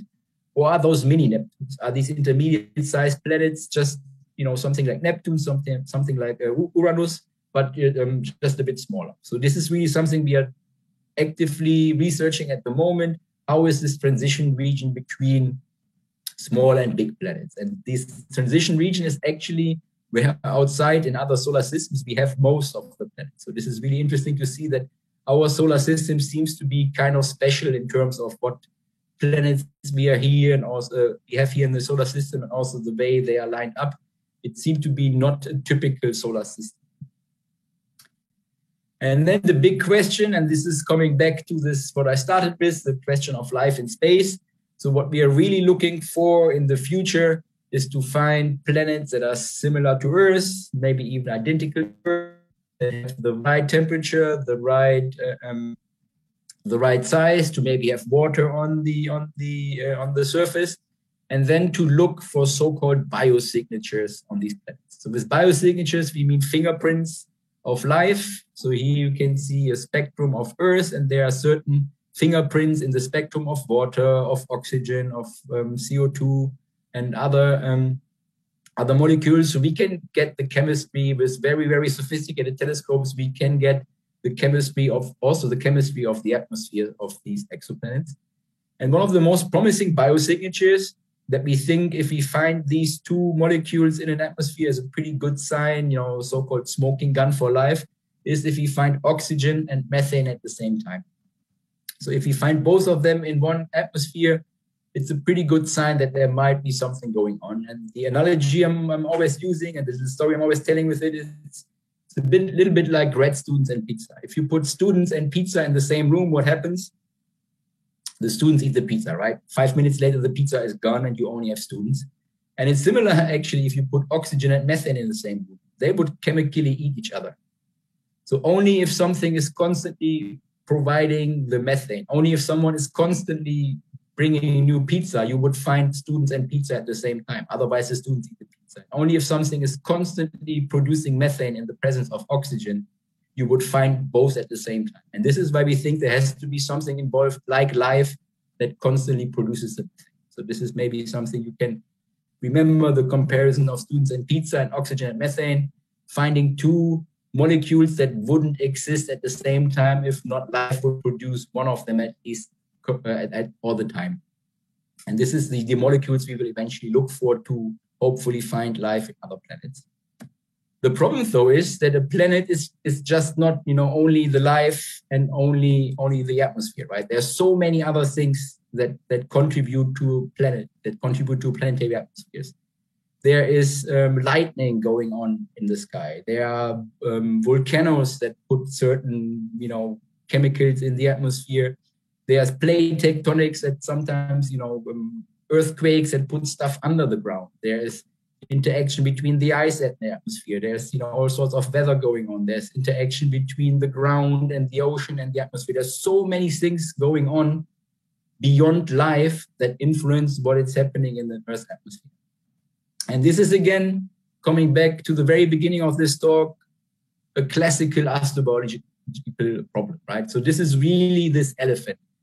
A planet in this sense is like the elephant for the blind man. It's really something that we have to put together geologists that know the volcanoes. We have to put atmospheric chemistry people in there. We have to put in people who know the oceans, people who know ice, people who know lightning together to really understand this elephant of life in space, how planets evolve, how planets maybe even bring up life and things like that. So where are we now? So what is the best thing where we are standing in the search for life right now? So one thing that we are relatively sure about already today, after finding these 4,000 planets, after analyzing some of them with observations that I did with Sophia and very many other of my colleagues did with many other telescopes. So one of the things that we know or think to know by now is that between 10 and 20% of the stars in the sky do have planets that are somewhat similar to Earth in terms of size, in terms of temperature. So they might be in what we call the habitable zone, so the zone where they could have liquid water on their surface. So between 10 and 20% of these stars do have planets that are somewhat Earth-like in quotation marks. So next time when you go to the mountain, to the beach outside and look at the stars, maybe count to 5, count to 10. So every 10th, every 5th star might have a planet that could be suitable for life. So this is already something very amazing, I think, that we found out, that there are so many planets that could potentially harbor life.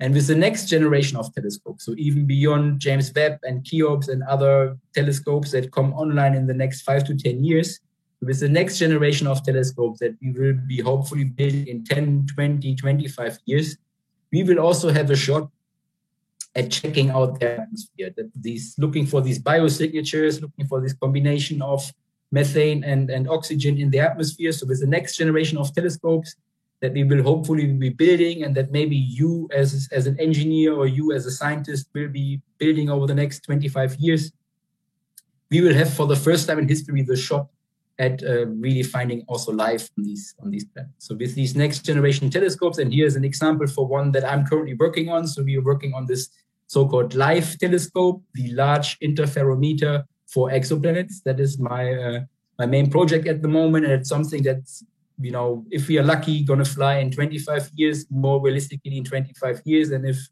there's, no luck, we might not ever fly this in the next 30 years. But this is something I'm really putting a lot of effort in the moment to really push this mission forward. So with these missions, we really, for the first time in history, have a chance to look at these other planets, see if these 5 to 10% of stars that have planets like our Earth, if these planets are really like the Earth, this living, thriving biospheres, or if they are more, hot, hellish worlds like Venus, or cold, dry worlds like Mars, or maybe something even completely different. So with this next generation telescope, we can really learn so much more about these planets around other stars. So in that sense, we are the first generation in history that has a chance to answer this, maybe one of the oldest scientific questions in history: are we alone in the universe, right? So this generation, or maybe you, if you become scientists, are the first generation that really, really has a chance to answer this question. However, we are also the generation in history that has probably the biggest challenge ever to keep this one planet that we have the most habitable planet that we know today. Thank you.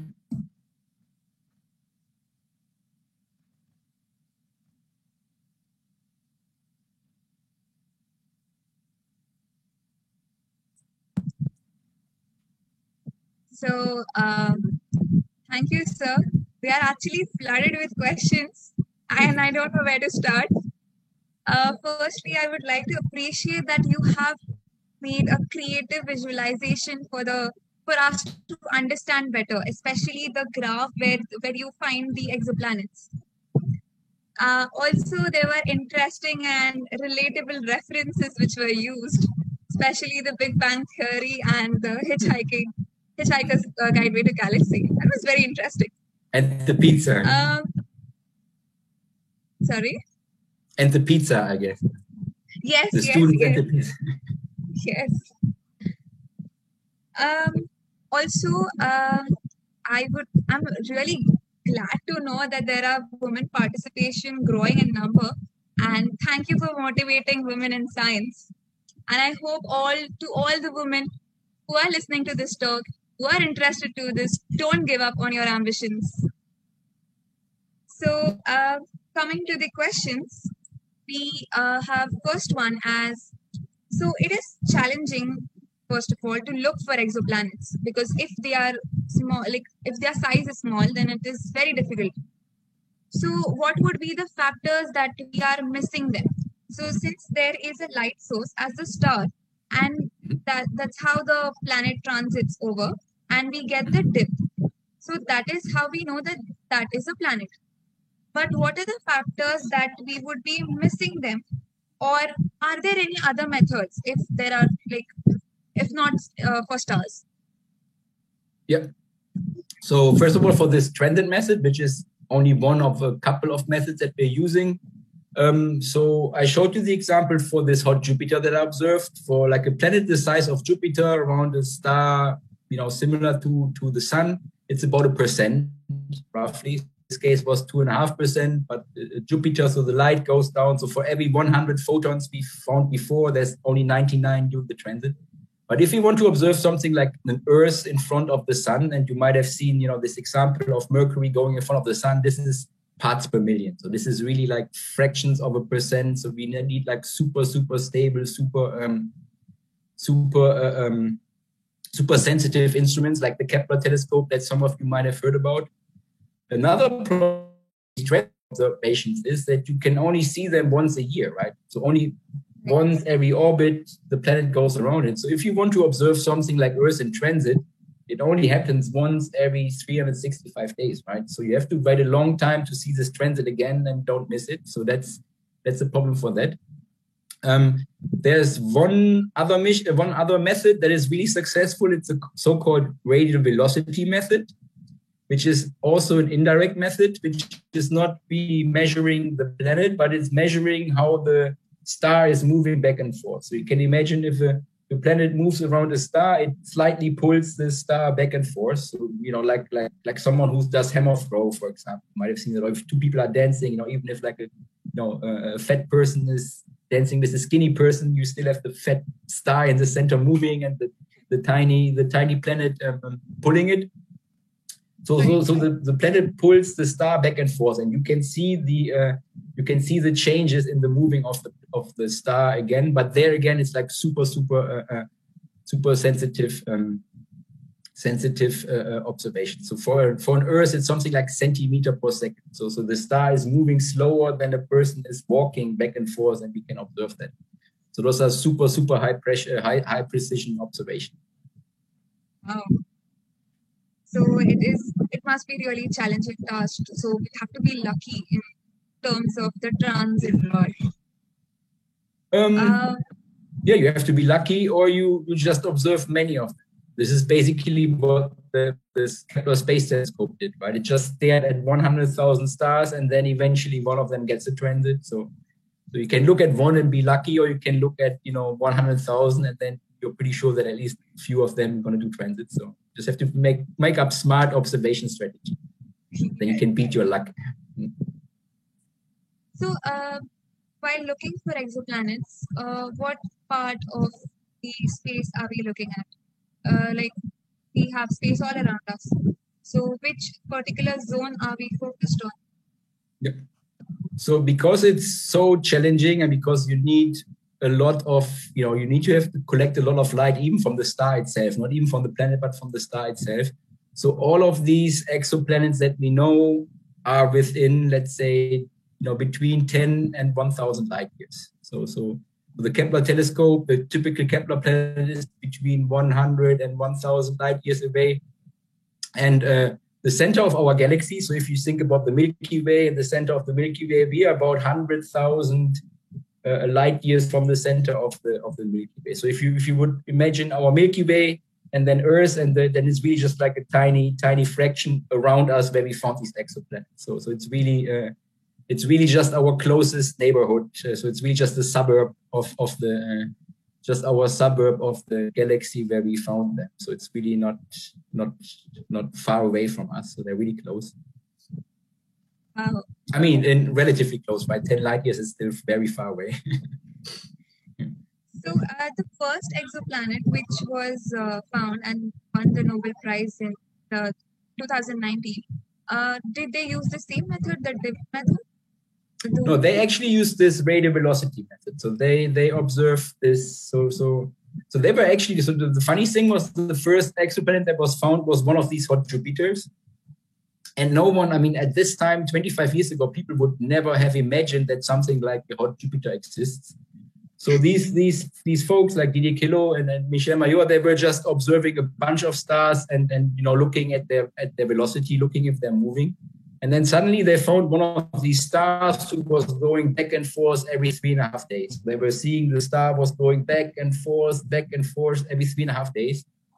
And eventually I thought, okay, the only explanation for this is if there was like a Jupiter-sized planet in a 3-day orbit. And everyone was, I mean, this cannot be. And they checked a trillion time if their telescope was wrong, or if there maybe, I don't know, a train was going past the telescope every 3.5 days and then causing the signal. So they were looking really into every source. And then eventually the only explanation that was left was there is a planet in a 3.5-day orbit. And then that again completely put all the theories we had about planets upside down. So no one would have theorized that these planets even exist. So all the people who were modeling planet formation had to start from scratch again after we found this first crazy hot Jupiter planet that no one would have thought about.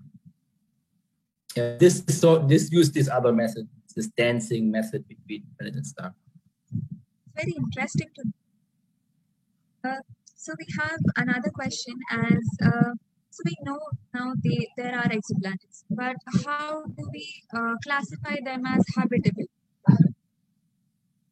Yeah, that's a good question. So there's kind of like two approaches. So one approach would be, okay, we look for what we know here on Earth, right? So we look for life as we know it, and life, the life we unfortunately only have one example, right? So we only have the life on Earth as an example.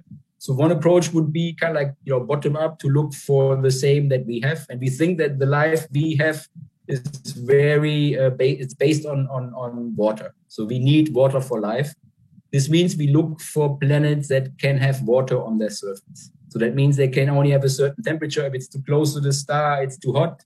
If it's too far from the star, it's just ice. So it has to be in a certain distance. And also, if the planet gets too big, it becomes something like a Jupiter, and then it's hard to get water on the surface. So there's, the planets have to have a certain size and a certain distance from the host star. And that's what we call the habitable zone. And then there's the other approach, just to look for all sorts of anomalies. So if there's something happening that can be explained, just by physics, and then there must be something else in there. And then we could even imagine to have life on moons, or life on planets, free floating planets without stars. So there are two approaches. So one approach is to look what we have, this habitable zone concept, and the other is just look for stuff that's crazy and see if we can explain it with nothing else but life. So now this considering the looking for habitable planets, how we classify them. That was with respect to us humans or the life form on Earth being habitable. Will there be, or are there any organisms which can survive in harsh environments, and that's why they can be, being there on some exoplanet? What the possibility is for that, and how would we look for them, search for them? Mm-hmm.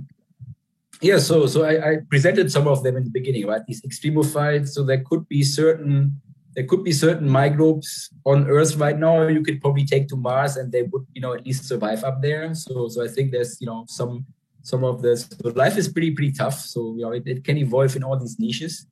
And there are even theories, one is called panspermia. So that basically life gets transported between planets. So let's say you have an asteroid hitting the Earth, some of the material gets popped out, and then on an asteroid, some of the microbes travel to Mars, they fall in and then, do life there. So that's one theory, how life could evolve. Now I forgot the other part of the question. So one was if they can survive, and then how we look for them. So yeah, and then it's coming back to this oxygen and methane question, right? So if we know these, let's say, maybe some of you have heard about this phosphine detection in Venus a couple of weeks or months ago. So someone found a molecule called phosphine, or the group thought they found a molecule called phosphine in the atmosphere of Venus. And this phosphine is actually a final product of the metabolism of, like if some bacteria are eating something, they produce phosphine. And this is actually the only way to produce this molecule. So the only way so there's no natural chemical, physical way to produce this phosphine molecule in an atmosphere like Venus. So they are theorizing. So maybe there are some microbes there. They have a certain metabolism. They eat a certain molecule, and then they give out. They basically fart phosphine, and then you detect the phosphine in the atmosphere, and then that's life detection. So it's basically looking for these end products of their life cycle to look for the gases they breathe and fart to then detect life. All right. Sorry, I suppose, can I say fart in this lecture? Yeah, it's natural. Okay, like coming to now that we are researching on Mars, and we are trying to, create a civilization over there. Since Mars is supposedly habitable now, is there any possibility, or what is the research in the field of like Mars that could have life prior to the Big Bang, if there would have been a chance of? So what are the studies? Like I recently read a post on those planets, especially Venus, Mars, and Venus and Mars, they looked like Earth. So there was possibility of life. So how is that study? Mm-hmm. So yeah, there are theories that at least in the past, so there are theories that Mars was an ocean planet like Earth eventually, but then somehow lost its atmosphere and got really cold. There's also theories that Venus was some more similar to Earth, and then the atmosphere became full of CO2, which is actually something we are currently doing to our Earth. So if we keep on putting CO2 in our atmosphere, we might end up with a Venus-like planet here on Earth. So there's all kinds of things that could happen to the equilibrium of such an atmosphere. So yeah, so in the past, these planets could have been similarly habitable to the Earth.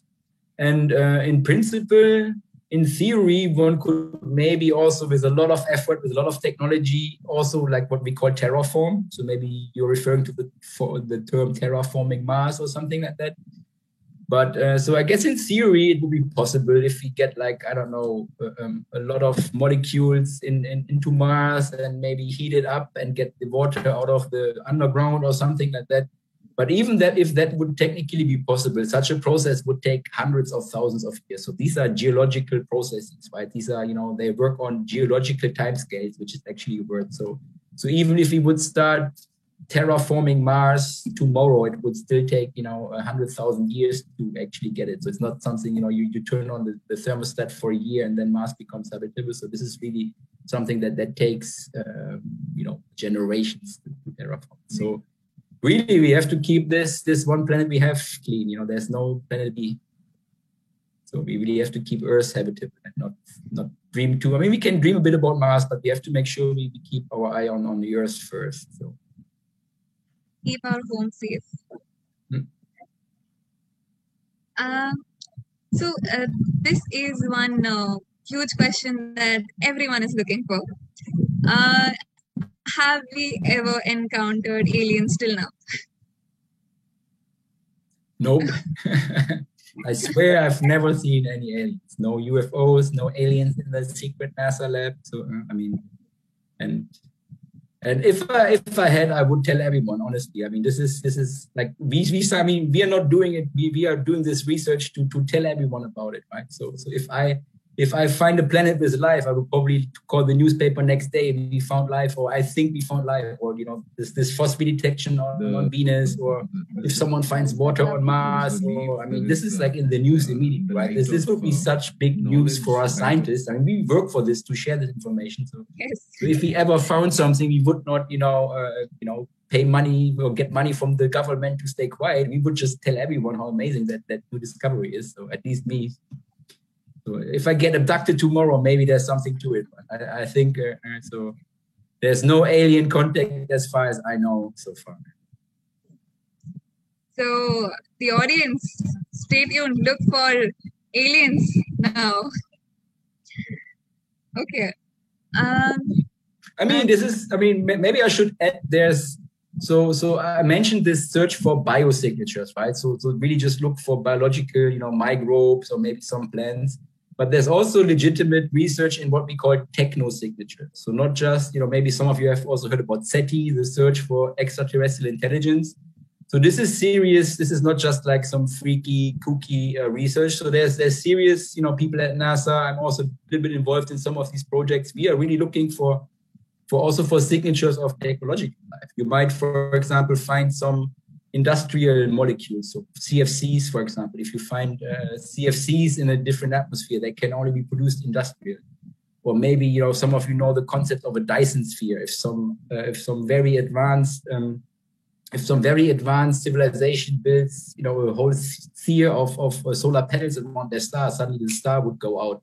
So we are looking for if there are stars who went out to maybe see if like some super advanced civilization just used the whole star and things like that. So there's legitimate search also for these, what we call technosignatures, but again, no final evidence or anything proven. So if you hear anything else from someone else, they just want to sell their books or TV shows or something. So yeah. Okay. So this was about astrobiology and aliens and exoplanets. As being the founder of Explainables, the CEO of Explainables, what are you trying to communicate through that science communication channel? Mm-hmm. Tell us about that. And in fact, we would love to follow you there. Yes, so Explainables is basically a network of other scientists like me who really like to communicate their science to the public, but who also work in fields like astrobiology, where you have to communicate with people from slightly different fields, right?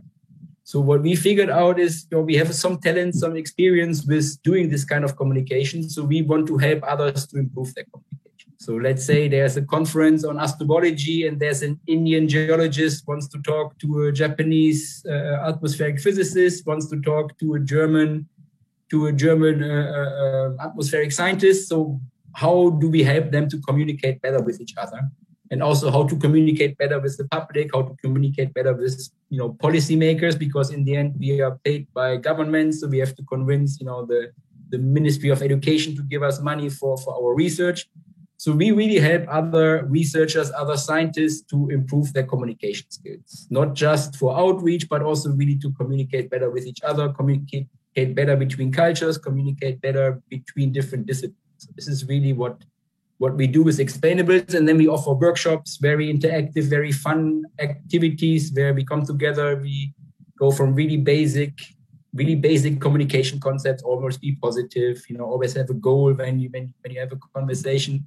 You're very, dedicated, how to write a proposal if you want to get money from the government, or how to write a CV, how to make a poster if you go to a conference. So all these things we help other scientists in our Explainables network. That is great. That's like literally inspiring the young people who are into it. Can you tell us about your experience at NASA? So I did. So my main work at NASA was actually as a so-called postdoc. So usually when you study, you do your bachelor, then you do your master, then you do your PhD thesis, then you become a doctor, and then the years after you're getting a PhD, before you maybe eventually get a professor, it's called postdoc. So after you got your doctorate thesis. And I was super lucky to get a so-called NASA postdoctoral fellowship. So which is basically 2 years of research that I could do at the NASA Center, at NASA Goddard Space Flight Center. And it was really amazing. I mean, for me, it was just a dream come true. So really every morning when I came into the NASA Center, I had to show my NASA badge to the guy at the gate. I asked him to pinch me. This is true that I'm really working for NASA. I also loved it so much. I got everything. I got like a NASA shirt, NASA socks, NASA underwear, NASA everything. Because for me, it was like, I was always comparing it if you're like a big fan of a football team. So if you're like a big fan of, I don't know, FC Barcelona, and then you play for them and then you can wear their jersey. So it was really like that for me. I worked for NASA and then, I was still wearing all my NASA stuff. So, and it was an amazing workplace. So I think NASA, and especially this astrobiology community, is also very eager to be inclusive, to be diverse. So I really love that. So NASA is maybe, still not there, as the whole society is not there yet, but is pushing, to include more women, to include more minorities in their work. So I really love that attitude at NASA.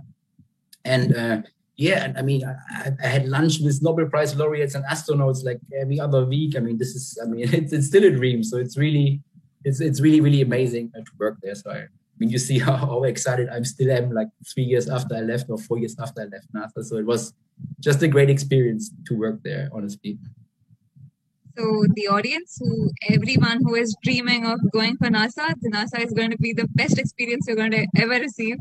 So make ISRO even better than NASA and work. Yes, definitely. Right? ISRO too.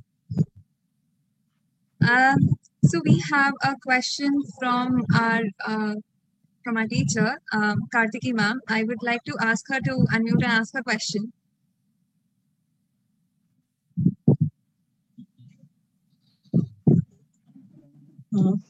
Hello, everyone. The question here is about the biosignatures. So, astroviral studies are being carried out. So, is there any evidence for any astroviral biosignature? Because I believe ozone and methane, they indicate the presence of could be bacteria. And also in extreme conditions, yeast as well as yeast as well as E. coli are found to be surviving in the extreme conditions. So, is there any evidence for viruses? Like, do viruses viral species, have they been found in these exoplanets? Are there any such kind of biosignatures for them? Mm-hmm. Yeah, so that's a good point to bring up. So we really, one of the big studies we do is to study yeast, E. coli, all these microbiotic ecosystems under different circumstances. So a colleague from MIT, for example, she put yeast into an atmosphere of hydrogen to see if yeast might be surviving in a hydrogen atmosphere, and then see what kind of molecules the yeast produces when it's in hydrogen, to see if eventually we could detect these molecules. So there's a lot of theoretical work where we basically simulate exoplanet atmospheres in the laboratory and then detect these biosignatures in the laboratory. So in that sense, we have detected biosignatures in simulated exoplanets, but we haven't found any evidence for anything, viruses or little green men or little green goo yet on any exoplanet. So, and you would know. If we find that, there will be. This would be the headline on every newspaper in the world. So if we found life in space, I'm pretty sure it's going to be a big news all over the place. So if there's anything happening, you will know about it. Thank you, sir. Thanks a lot. So what would be your guidance to the young people, the school people, or even the youth who are doing their degree to join NASA or study in the field of astrobiology or astrophysics? So I think my biggest advice would be to be actually not focused too much on it. So I was never, I mean, honestly, I was never like, oh, I want to be NASA. I never did. It was really just, keeping an eye open. There was an opportunity. So it was actually like a series of coincidences. So my first, short internship at NASA I got because I visited an institute in Germany, and coincidentally at the same day, a guy from NASA was there, and we talked over coffee, and he liked my work, and then he invited me over there. So, and then my second job at NASA I got because I was observing at a telescope, and the guy who hired me was coincidentally observing at the same night. So it's really just, it's opportunity. So it's just being, and if I was like focused, or I want to go to Harvard, I probably wouldn't have even seen the guy from NASA, right? So it's really about keeping your eyes open and the opportunities open, and maybe not. I mean, it's fine if you're like super straight and focused on something, but sometimes you might miss the opportunities that are on the side. And the other thing is, and this is more, going to my explainables work, and me as being a generalist and a communicator, also look at the stuff that you enjoy, right? So I really enjoy communicating about my science. I really enjoy, helping other people to communicate better, which is maybe not necessarily somebody would think, oh, this is something NASA needs. But then if you go there and then bring it to the table, so this is maybe the other tip, is like really look what you're good at and what you also enjoy to do, and then still, look, I mentioned, I mean, there's so many ways to contribute to astrobiology. You don't necessarily have to become an astrophysicist. You could also be, I don't know, you could be the sociologist who looks at the impact, or you could be the linguist who thinks about how to talk to the aliens. And even if you're the one who makes the sandwiches for the astronauts, you're still kind of like contributing to it. So there's really many, many ways to contribute to astrobiology. So these are the main points I would say. And and then what I said, don't let anyone tell you can't do it, especially if it's, because you're a girl, or because you're from India, or because, don't let these people fool you that you can do this thing. So and then maybe also, I mean, I can also tell you the truth. I mean, it's a, it's a lottery. So it's really, I got the golden ticket to the chocolate factory, honestly, with my NASA. So there's probably like 50 other Daniels who did the same career and didn't get the job. So also be aware of, what the odds are. And then what also always helped me is like, be aware of the skills that you learn that are also applicable in the normal world, right? So if you're a grad student in astronomy, you will probably learn to code, right? And then you code, you model atmospheres of exoplanets, or calculate the rate of exoplanet atmosphere evaporation. But the same codes you can also use in a bank or in an insurance company later, in when you're not the lucky one who gets the job in astronomy. So always be aware of these. First of all, it seems to be it's a super technical skill, and I can really only use it for astronomy. Why would someone need a Python from a Python coder somewhere else than in astronomy? But actually, people are looking for these people. So I think to summarize, that's the three things. Look for how you can use your skills also out of it, just in case. So, looking for more questions. Is it possible to use Event Horizon Telescope to observe planets that are relatively close by? So I am not sure about the Event Horizon Telescope itself. The LIFE telescope that I showed you, so you might remember the slide. I can briefly go back here. So the LIFE telescope that I'm working on is working with a similar principle. So it has like the Event Horizon Telescope basically puts together a bunch of telescopes that are all over the world. And this LIFE telescope would put together, in this case, 4 telescopes in space that then collect their light here in the center. So in a sense, this LIFE telescope is similar to this, what we call interferometric technology that is also used in the Event Horizon Telescope. So maybe not the Event Horizon telescopes themselves, but a technology very similar to that is actually what we use in our live concept. Yeah. The acronyms are very good. So I think that's all the questions we have. So the audience, there's a feedback link in the live chat on YouTube. Please fill that. And so I would like to offer you the word of thanks. Thank you for accepting our invitation to Colosseum Fest 2021. And we are really grateful that you have presented such a beautiful presentation with all the creative and the simulations. It really helps us understanding the concepts better. And thank you so much for joining us. I would like to announce that so today was that day 1 of Colosseum, and with the showstopper talk of aliens and exoplanets, we end the day 1 over here.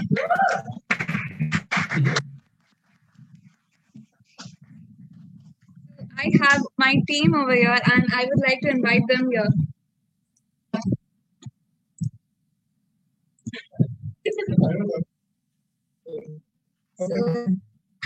So, hi. We were just invited here impromptu. We have no idea what to say. We'll just take a picture, I guess. Screenshot.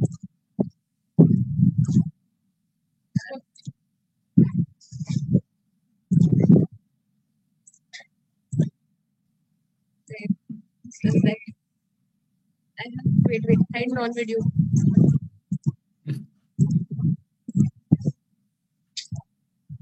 Zero options. You can also stop sharing, maybe. It's okay. So, ready?